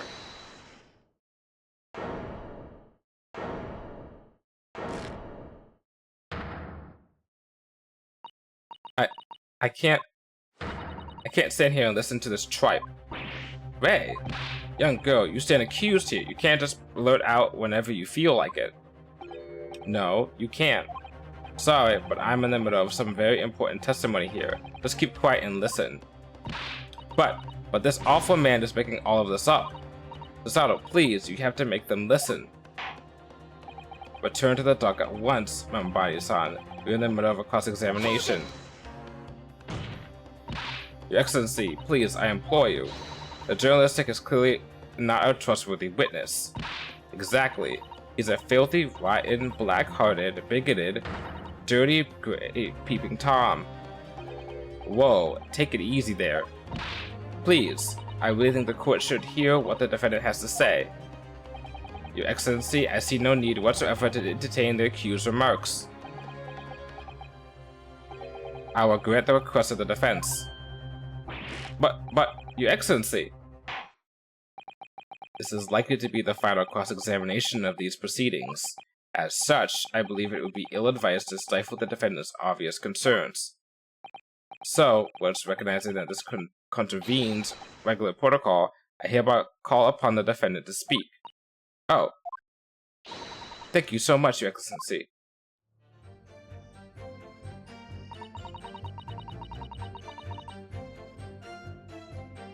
Hold it! There's still no poison that killed the victim, you mean? I suspected her of being the one to steal it. I mean, just think about how she killed Dr. Wilson. That's true. Additionally, Miss Brett certainly had knowledge of the new poison. But surely it would be no easy task to steal a highly secret toxin being developed for the government? Indeed, all visitors to the laboratory were thoroughly searched when they leave. Even if a thief managed to avoid being seen by myself or a colleague, getting the poison out would be very difficult. That's true. I pestered Professor Mikotoba until he agreed to show me the poison when I visited his laboratory. But as I left, I was searched from top to tail. Miss Brett rather bluntly revealed the existence of the toxin we'd been developing, you see. And since Oseki-san's expressed an interest in it, I felt unable to refuse. Obviously, I gave nothing away other than the fact that it was extremely potent substance. I'm very ashamed of myself. It's just that I've had a singular terrible experience with a deadly poison. Okay, so, here we go. He grabs it. He gets the poison. He gives it to her. But he ministers it to her. He stabs her because he knows the poison isn't gonna interact. Oh, he tries to kill her with the poison. She realizes when he gave her the pen that the poison gets administered.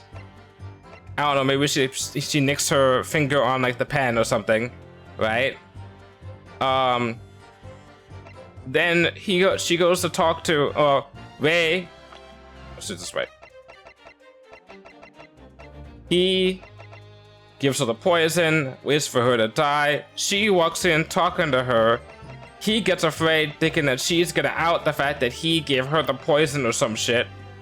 So then he stabs her to quickly kill her so that she can't reveal the fact of who got the poison.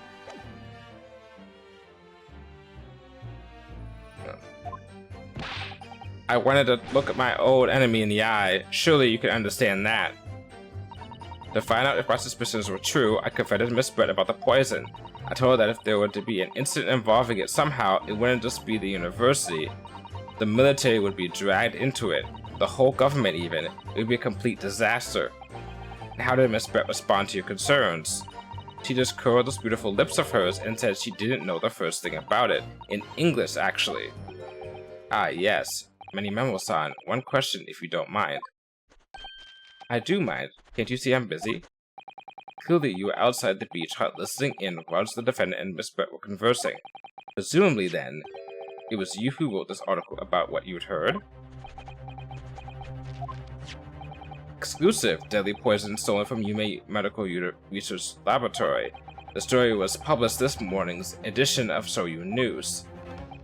The details are too accurate for to have been written by anyone else. Sorry, don't know what you're talking about. Yes, look at this. The entire article. It's almost what I said to Miss Brett, word for word. Uh-oh. Well, Many-Memo-san? As a journal, and as a citizen of a free country, I don't have to reveal my sources. That's a founding principle of Many-Memoism.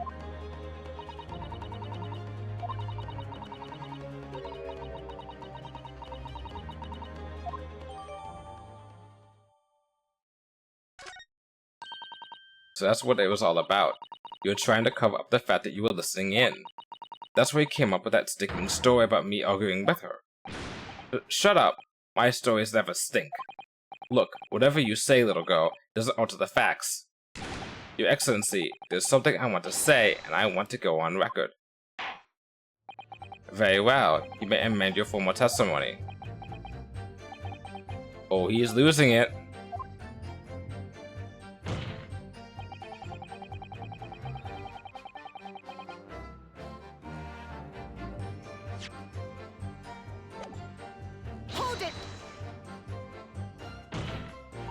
Perhaps you doubted the efficacy of the poison and sought to make sure your victim would die. That's horse dog. What? That would be like pouring pepper on your Chinese ramen before you'd even tasted it. Completely reckless. Although, it might surprise you to learn that I'm a bit of an impetuous pepper pourer as it happens.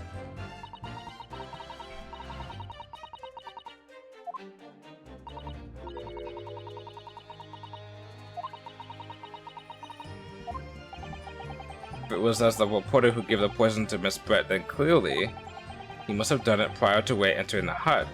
Yes, that's undeniable. But between him leaving the hut and the victim being stabbed, there was one very crucial change in the situation. Sorry? The reporter overheard the conversation between Wei and the Englishwoman. Ah.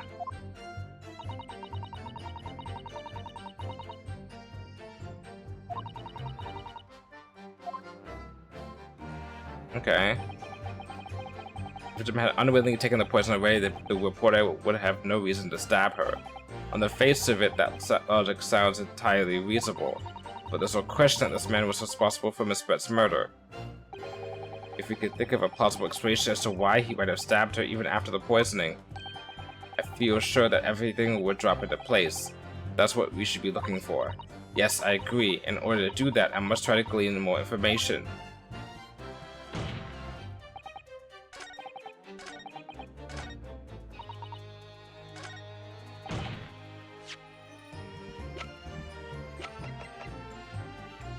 Objection! Well, I can think of one reason. What? What? But before I explain, I'd like you to confirm something for the court. Did you glean all the information for this newspaper article from what you overheard outside the hut? Of course he did. There could be no question of that. After all, when we were all in the laboratory together, all we were told was that it was a terrible toxin. And there's one more important fact to consider. According to the witness, Mightier-san's verbal attack against the victim began as soon as he entered the hut. In other words, it would have been impossible for her to have slipped the poison into Miss Brett's drink. Objection! Where are you going with this, counsel? Mightier-san has made it quite clear that he observed every single thing that happened in the beach hut. If the defendant had somehow found an opportunity, this man would have seen it. Which means that Miss Brett couldn't have imbibed the poison whilst the defendant was present. In fact, it must have been administered to her before Mightier-san entered the hut. Yes, very articulately put. When I walked into the hut, I immediately started to press Miss Brett about the poison. At which point, Mightier-san overheard some worrying information. Worrying information? What worrying information? The information which he subsequently included in his newspaper article, namely, that the poison was being developed in strict secrecy that couldn't have been readily obtained. Absolutely. In fact, that's quite an understatement. The only possible place it could come from is my lab. And furthermore, anyone inflicted by the poison would exhibit telltale signs in death. The extreme constriction of the pupils. Yes, it's quite stark when you see it. There are other poisons that show similar symptoms, but not among new substances that are undetectable. In other words, it would be clear to the victim's life had been ended by the use of this particular poison, which would reduce the number of suspects to only a handful of people. Yep. Everyone in my laboratory is aware of the unique properties of the toxin we've been developing. None of them would be foolish enough to attempt to use it for some nefarious deed. Mightier-san being no exception. Therefore, we can conclude that whoever administered this unique poison to the victim was a layperson unaware of its telltale properties.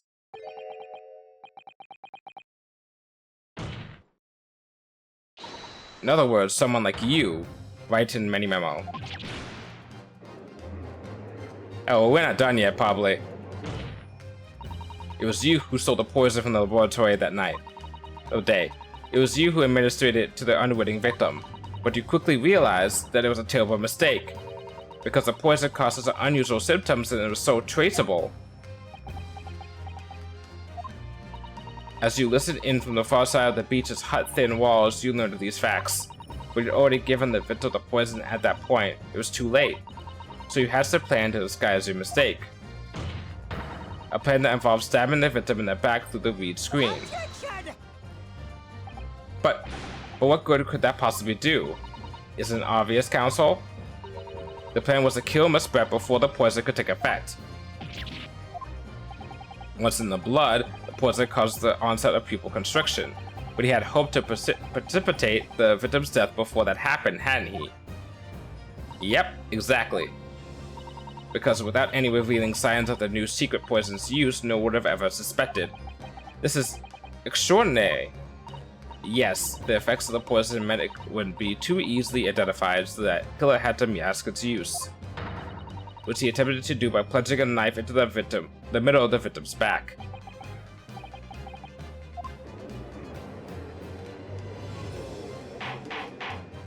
Order, order, order! The argument presenting a sound. The court is satisfied that it warrants consideration. Does the prosecution have a counter-argument it wishes to put forward?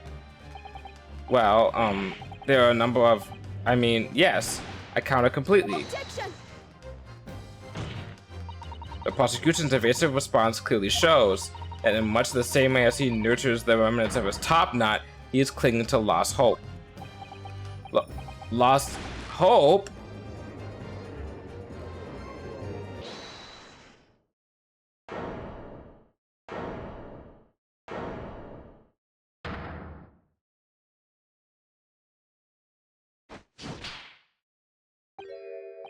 You pathetic, useless, fallen samurai.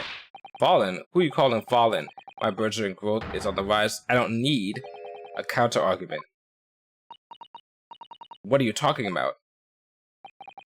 It should be blatantly obvious. I stole the poison, you say. Gave it to the victim, you say. Stabbed her, you say. Lots of fine theories. But I don't need a counter-argument because you don't have an argument yourself. Where's your evidence? Yes, you make it all sound so plausible, don't you? But without evidence, it means nothing.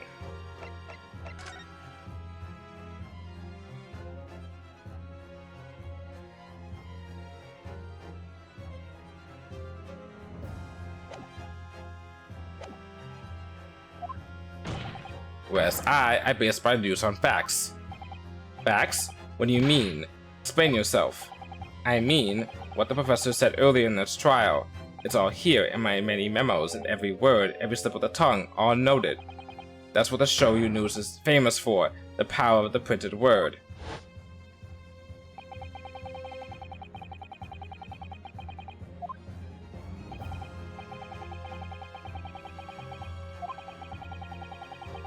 Oh please. Oh please, we got the answer to this.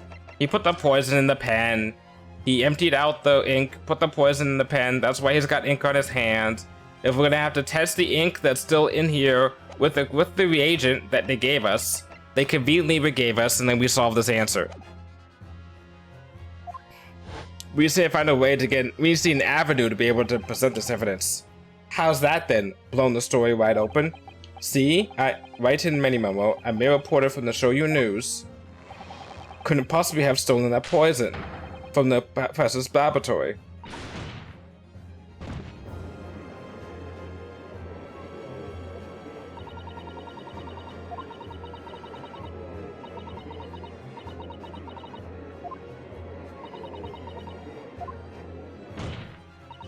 As you've identified, the poison itself is the definitive evidence we need, because whoever stole it from the laboratory that day is the true culprit here.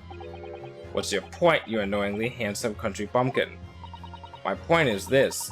There was one way that you, Minimemo-san, could have stolen the poison that day.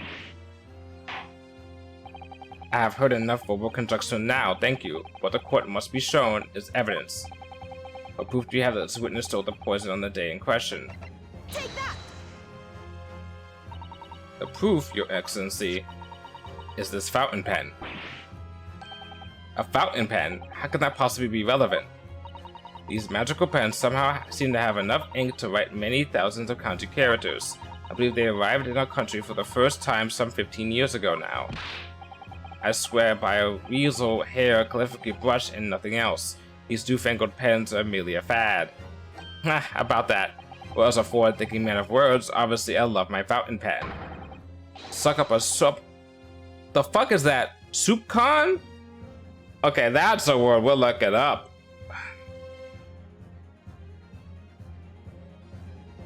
A soup con. As a very small quantity of something. Suck up a soup con of sumptuous ink, and one's work is awash with words in the blink of an eye.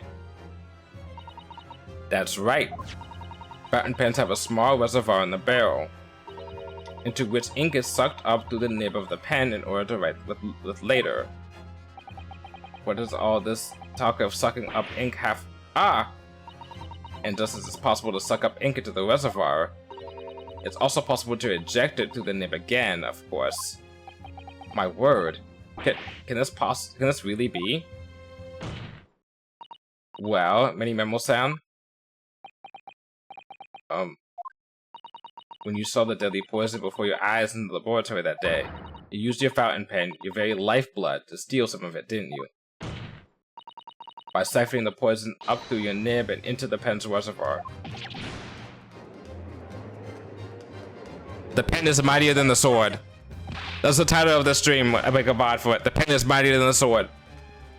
More absurdly, or the pen is mightier than the knife, maybe. That never happened. True, we've heard that there are procedures in place to prevent thefts like this from the laboratory. But would anyone have thought to look inside a fountain pen of all places? No. I'm a little ashamed to say that for fear of offending our guests, such a detailed search would not have been conducted. Well, this is quite startling, I must say. I remind the court that this pen was found in the clutches of the victim when she died. In other words, it was dropped at the scene by Mini Memo-san. So the crucial question is, when exactly was the pen dropped? Are you suggesting the natural conclusion is that in your haste to act whilst the victim was distracted for a moment, you dropped the pen after you emptied the poison from it into her glass? There could be any number of alternative explanations. For example, the witness could have been using his pen to write down details of a conversation with the victim. And when shot by one of Rita's answers, the pen fell from his quivering hands. No, that can't be. If it was, how to explain why the pen was devoid of ink? What? As you can see for yourself, if you examine the evidence, there would appear to be no ink present in the reservoir. What newspaper reporter goes to interview someone with nothing in his pen? No, the pen was dropped after the poison that filled its reservoir had been emptied into the victim's glass. Witness, what do you have to say in your defense? You can't prove that there was any ink in there. This is how your modern justice system works, is it? So what if the ink in my pen runs dry? So what if my pencil snaps? You can't prove that there was toxin in there. I can always claw my way back into the game. I have plenty of reserve.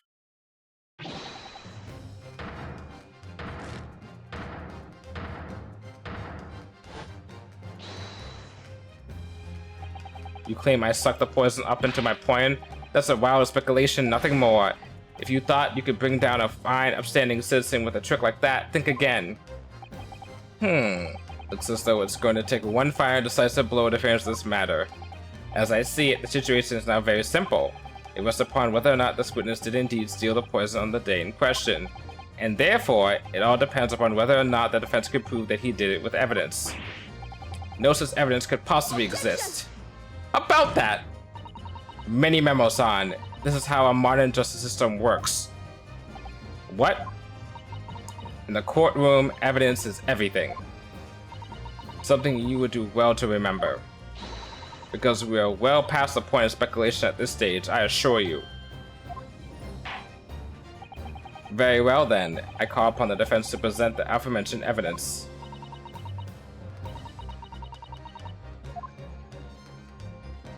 I like to thank the Academy, I like to thank my mom, I like to thank the most important person right now, my dad, for giving me this. Counsel, what is that bottle? This bottle contains a unique chemical reagent that can identify the poison in question. Yes, that poison is entirely new synthesis of alkaloids developed by my colleagues and I. It would be impossible to detect traces of it by any other method. Or from another perspective, simply with this chemical reagent, anybody at all could check for traces of the poison. A reagent? What? One drop of the contents of this bottle on the tip of your fountain pen, Mini-Memo-san, is all it would take to solve this beyond all reasonable doubt. So, let's have that pen now, shall we? No, you can't. I won't. Your crimes are bad enough, but at least know when to admit defeat. Your Excellency, the defense requests permission to carry out the test on the fountain pen at once.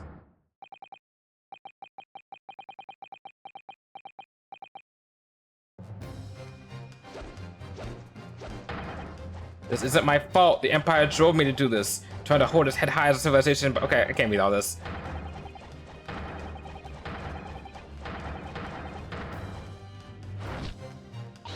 Susato, with me. I'm there.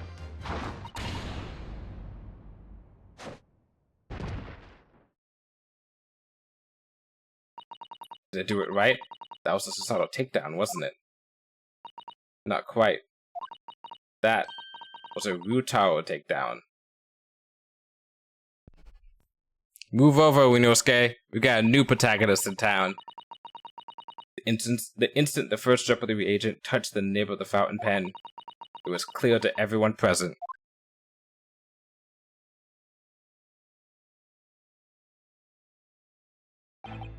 When I saw it there in the lab, the poison, the devil got hold of me and I decided to do it on a whim.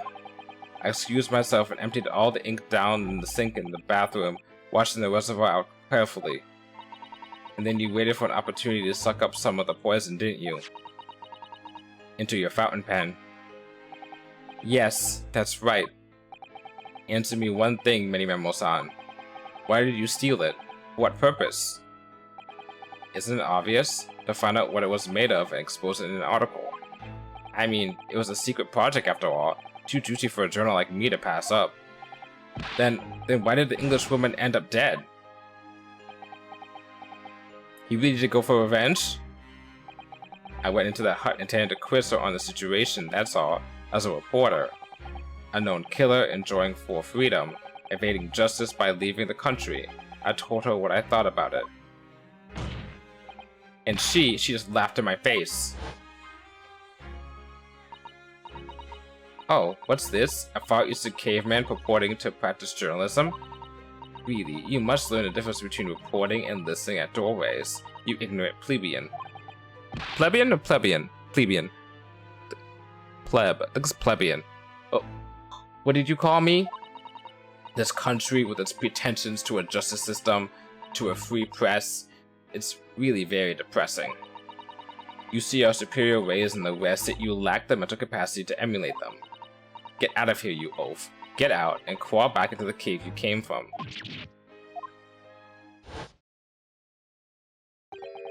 That's when I remembered about the deadly poison I happened to have in my pen at the time. What a terrible tale. In my head, I knew I should just get out of there as quickly as possible, but I couldn't. I couldn't let her get away with what she'd done, but she clearly had no remorse at all. I suppose it was my journal spirit, getting all fired up.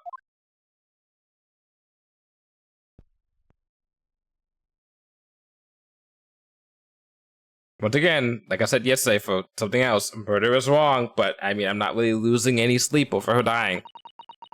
I'd like to ask you something. Yes? You often talk about justice.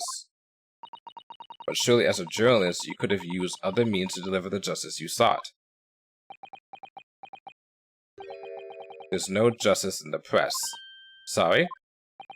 After that trial 9 months ago, I kept digging and digging to find out what happened in the courtroom. And finally, I discovered the truth. It was a cover-up, that's what it was. cover-up? What do you mean? I'll remind you of your position, witness. Be careful what you say. Oh, come on. Does it strike you as strange? We're suddenly not allowed to convert a foreign national? Consular jurisdiction should never have come into it. And yet the puffed-up Englishwoman was going to sail away into a sunset of a free woman. The only possible explanation is that behind the scenes, some deal had gone down between Britain and Japan. What sort of deal? I'd done my research, dug up all the dirt. It was all ready to be published. But you know what happened? That editor just tore the article up. He came under pressure from the government, you see me mean. If our government is going to let criminals walk free, if they're going to crush the free press, then what choice do I have to see what justice is done myself? Let's not forget, Nanimamu-san, that you committed murder yourself and you tried to lay the blame on the defendant's door. I'm sorry, but you're no better than just a Giselle Brett. What? That's true. The truth is, you have no right to talk about justice at all.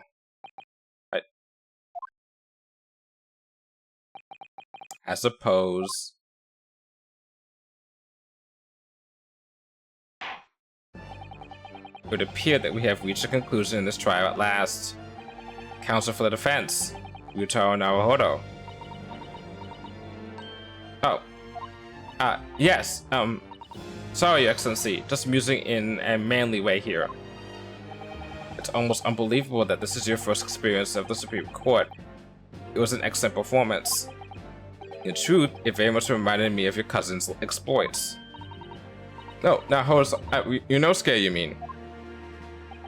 The way he handled the trial 9 months ago, and the way you handled this one, because we hope that we are generally entering a new era of justice in this land. That's very flattering, Your Excellency. Hearing the defense you put forward today made me feel most keenly the future of our justice system will be forged by you and your contemporaries.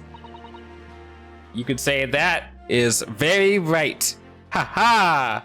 I get it, cause yeah. Thank you. So, Prosecutor Ouchi, do you have any final thoughts? You don't have to take it that far, dude. Prosecutor Ouchi. Oh, his little hope thing. His little hair. I, Tatsuki Ouch of the Ouchi clan, have been bested by a callow youth not once but twice. If there was any shred of my former self left, it has withered and died here today. Gosh, your journey to cultural enlightenment sure took a while, didn't it? Silence! Rather than living on in shame. Cut off that piece of hair. I will end it all now with this blade. So that is a true path to Ouchiism. Ouchiism? One hopes that's the only way in which he'll be modeling himself after the witness.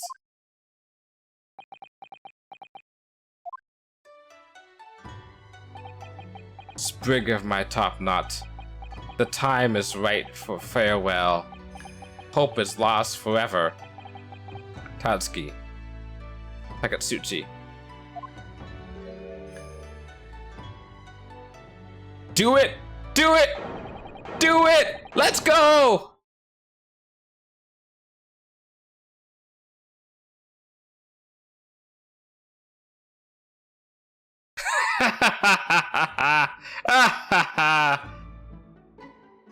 Blows away.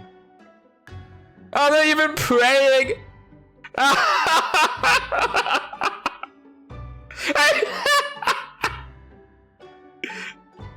Everyone's praying for him.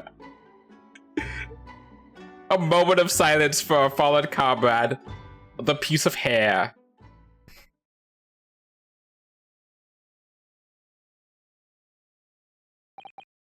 Now, in regard to the defendant, Rei Mambani-san. Yes, Your Excellency?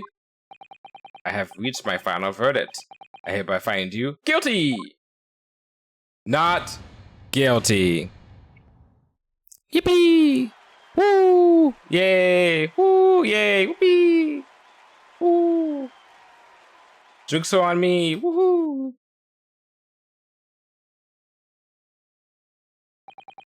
Court is adjourned.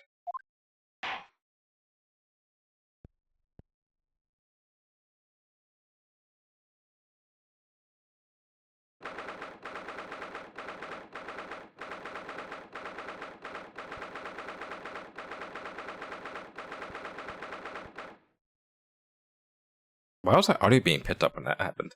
Yeah.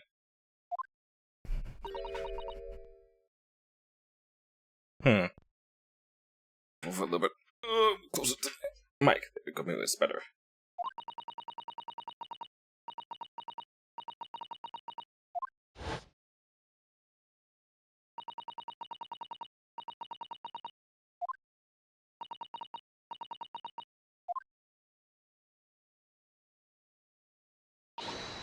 Susato! Thank you so much. You were so dashing in there. Ray, and Father. Honestly, I'm so touched by everything you've... Oh no, I think I'm going to cry. It wasn't easy, but together, we made it. I was on the verge of tears at the end, too. The only reason I'm still here is because of you. Oh no, I can't take all the credit. I had the courage to tell the truth in there. You did wonderfully, Ray.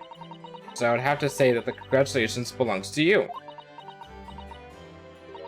Susato, don't be so standoffish. Sorry? We're friends, equals, and the trial's over, so no more of this formal super humility nonsense. It's time to celebrate with swagger, to throw caution to the winds. Caution to the... What? I'm the great defense lawyer, Ryutaro Naruhodo, and I'm taking you out to a milk bar tomorrow. Or something. Right, I see. I'll, think about it, Ray. At any rate, we really knocked the wind out of that horrid man, and it felt so good. Yes, it was satisfying. It really was. Isn't there anybody else we could throw together? I hope you're not looking at me, Ray. Oh my goodness. No, of course not. Of course not.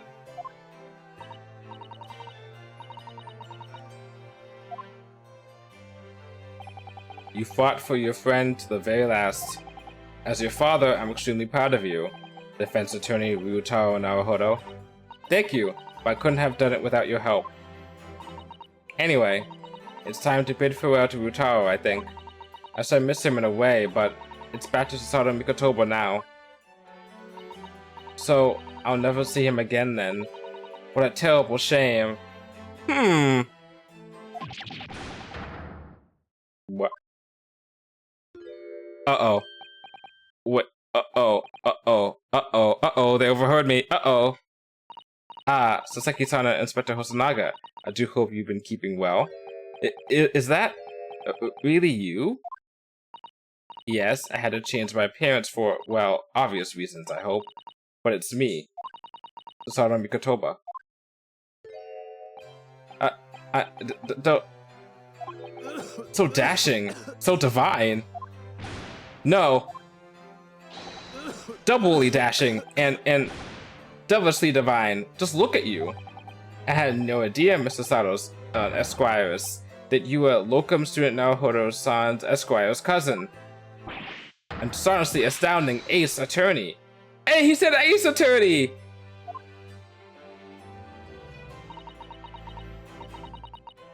It's still wild to me that they put a legitimate person who is like a legitimate historical figure from Japanese literature and made him a character in these video games. I should check out his books and see what they're like.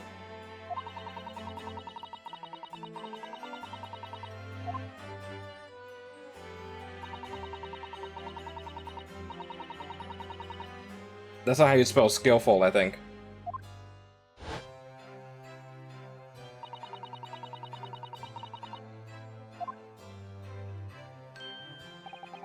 I'm stunned. That's a truly impressive disguise. Even I had no idea, and I'm a chief inspector at the police of Peru, who came up with Mr. Turtle, no less. I just noticed the turtle. I'm not sure you should be admitting to that, Inspector. Amazing. You're a woman of many faces, I see. Oh, I'm not a patch on you, though, Inspector. Well, I'm a professional, of course.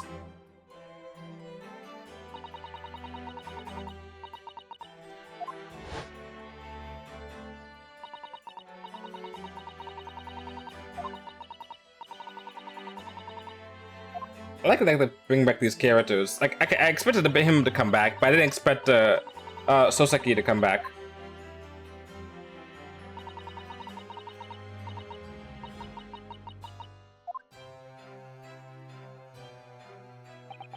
From my perspective, I have to admit that I have mixed feelings about all this. I mean, now the truth has been lost forever. What do you mean? I'm talking about the murder that the Englishwoman committed at the end of last year. Ah yes, it was the English doctor she killed, as I understand it. Dr. John H. Wilson, yes, a man I invited to Japan personally. The mystery is, why did she kill him? And now that the culprit herself is dead, we'll probably never know the answer. Oh, we'll figure out by the end of this game. No doubt. On the voyage to Great Britain, we had a most unexpected encounter. With Mr. Hillock Sholmes, the great detective, I mean. Yes, I remember Mr. Sholmes well, of course. Ah, my arch nemesis, how lightly you utter his name. Well, according to the stories published about him in the Adventures of Hillock Sholmes, the detective once had a partner who helped him solve cases, a best friend. And that man was an exceptional doctor of medicine by the name of John H. Wilson. What? Dr. Wilson? I just can't believe that is a coincidence. I think that the English doctor of medicine killed here in Japan 9 months ago must have been the friend and partner of Mr. Sholmes. Did you know? Did he know? Oh, Iris, no!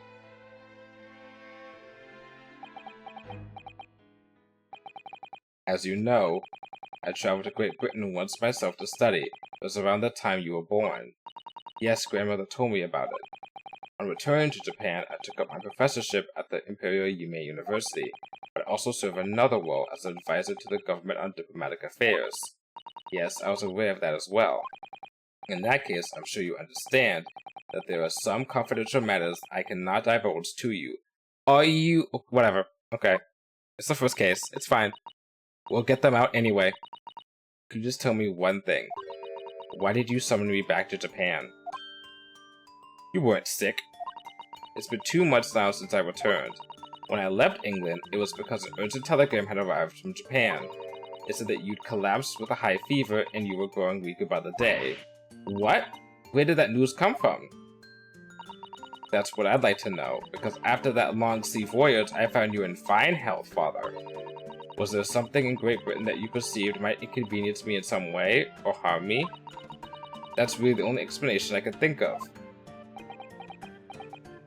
I knew that was a lie. Dear me, do you reserve your most cutting glares for your father, Susato? I'm sorry, my dear, I simply can't.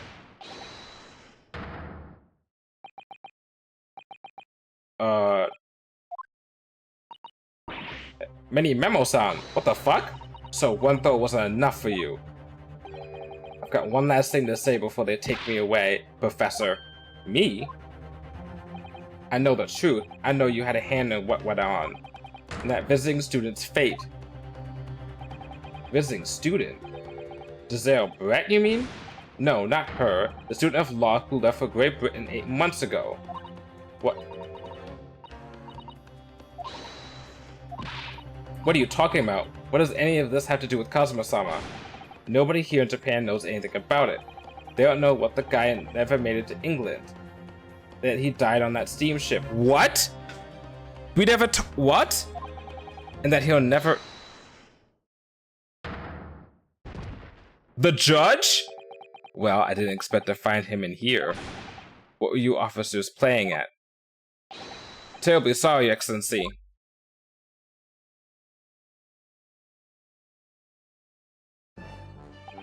I was coming to tell you that the rickshaw has arrived, Eugen, and it's a good job I came by. Yes, thank you for dealing with him. and I'll be there shortly. Oh, Your Excellency. Ha ha ha ha. The trial's over. I'm not Your Excellency anymore. I'm merely your father's friend, Seishiro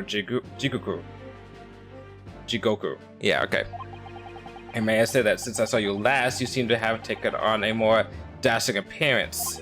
Susato. He fucking knew! Did you know all along? From the start of the trial? Ha ha ha ha.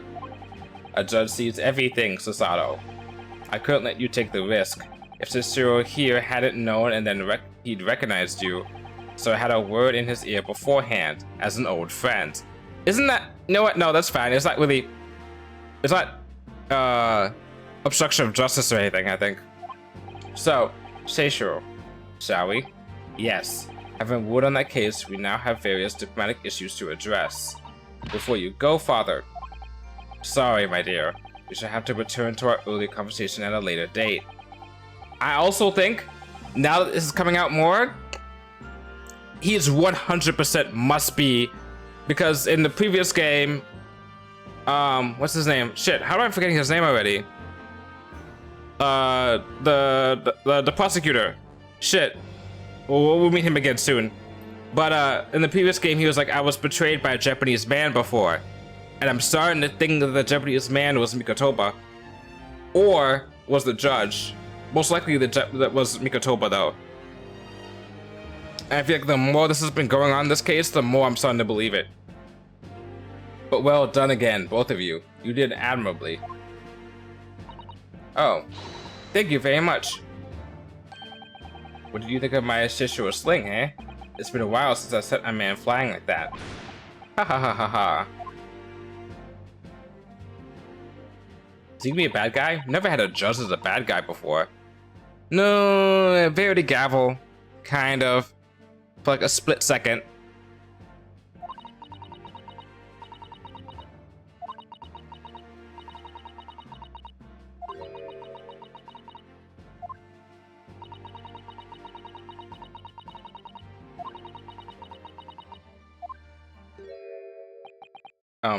Judicial Assistant Mikotoba-san Esquires, could I have a word? Oh, yes, of course, Saki-san. What is it? I think perhaps it could be fate that we're meeting again like this now. You see, there's something I need to tell you. Oh? I believe that it may be related to the reason why your father summoned you back from England. Please, Saki-san, tell me at once. I will. As you know, my time in England was terrible. Cursed, I have no doubt. Such awful things I was embroiled in. Thank goodness locum student Naruhodo-san Esquire stepped in. After he secured my freedom, I couldn't wait to get on a ship back here to my homeland. After I arrived in Japan, I submitted a report about my experiences to the Ministry of Foreign Affairs. The next thing I knew, I had a visitor. It was your father, Professor Mikotoba. He wanted to ask me all sorts of things about my report. My father? He seemed to be especially taken with a particular part of the report. Let me guess. The prosecutor? Anyway, he left eventually, having thoroughly quizzed me. But it was the very next day that he sent the telegram to you, asking you to return to the capital, Japan. What was it then, the particular part my father was interested in? I don't really know exactly.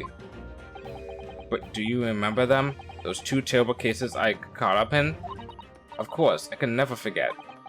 Your father seemed to concern himself mainly with the second case. Wait, what do you mean 2 cases? The second one? You mean the one Mr. Sholmes forbade any of us to talk about in public? Wait, there was another case? Which is why the only case involving you that any member of the public is aware of is the first. Oh, I see. Oh, and you talked about having to deal with a poison. Oh my god. These sly dogs. There's another case that happened in Britain with this guy before he went home. Well, I don't care. I don't have to listen to what the dastardly detective says. Anyway, the point is, it seems that case somehow holds the key to all those curious unanswered questions. That horrific, hideous, heinous case. The case of the haunted lodgings. And now, I guess we get a flashback. It's time for our flashback episode.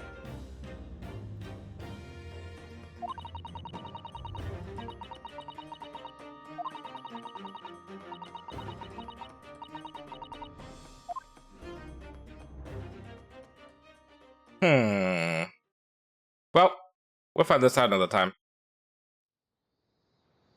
Oh.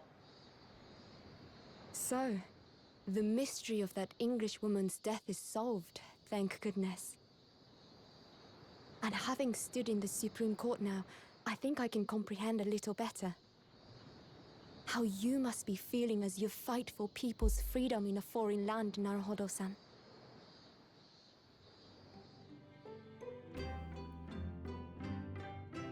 But actually, I'm writing to you today because of another matter. I met Soseki-san and we talked about that second case he was involved in. Father has said nothing to me, but I feel certain of it. That case holds the key to some great unsolved mystery. My notes on the case should still be in the office, tucked away at the back of the shelves on the left. Perhaps you might like to look over them again. Today, Okay. for the first time this year, it feels as though summer has arrived. The sky is a brilliant blue. It makes me long to see you again. Yours, Susato.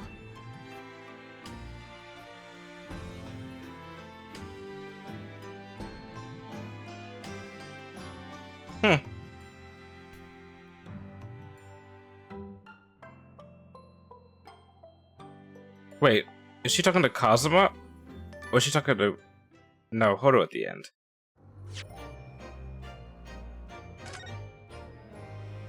Because it sounds like she's talking to Naruhodo.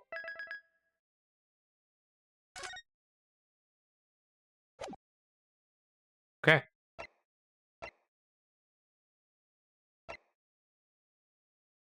That's a fucking bomb ass type bomb ass title for the last case.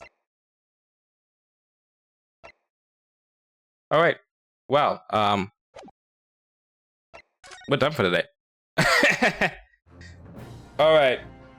Here's the dealio.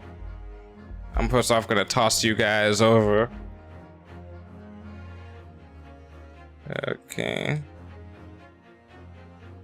I'm gonna go say hi to Alpha. I'll toss myself over here too. Alrighty. Here's the dealio. So, in terms of this week, I will say that we're going to be doing tomorrow. We're doing hopefully to get through all of Oxenfree, and then on Thursday we'll be doing Alan Wake and hopefully finishing that, and then on Friday we have Night in the Woods, and then after that I'm gonna try and see if maybe I'll hang out with the guys when they're doing their Halloween watching of stuff. And then speaking of next week, though, because it was this week, next week, when things will have calmed down for a lot of reasons, we will be doing double duty for 2 weeks, most likely, of Ace Attorney. Both Tuesdays and Wednesdays will be Ace Attorney, because we're going to be powering through, and because there's going to be 1 week in November where I'm not streaming this game whatsoever. Or 2 weeks, actually, because I'm taking a break after that week. So we're going to be playing Ace Attorney 2 times a week. So be prepared to see a lot of this in the meantime. Until then, though, I'm going to... I don't know. I'm going to go to sleep yet, but I'm just going to chill for a little bit. This has been a nice stream. Anyway, see you around and bye.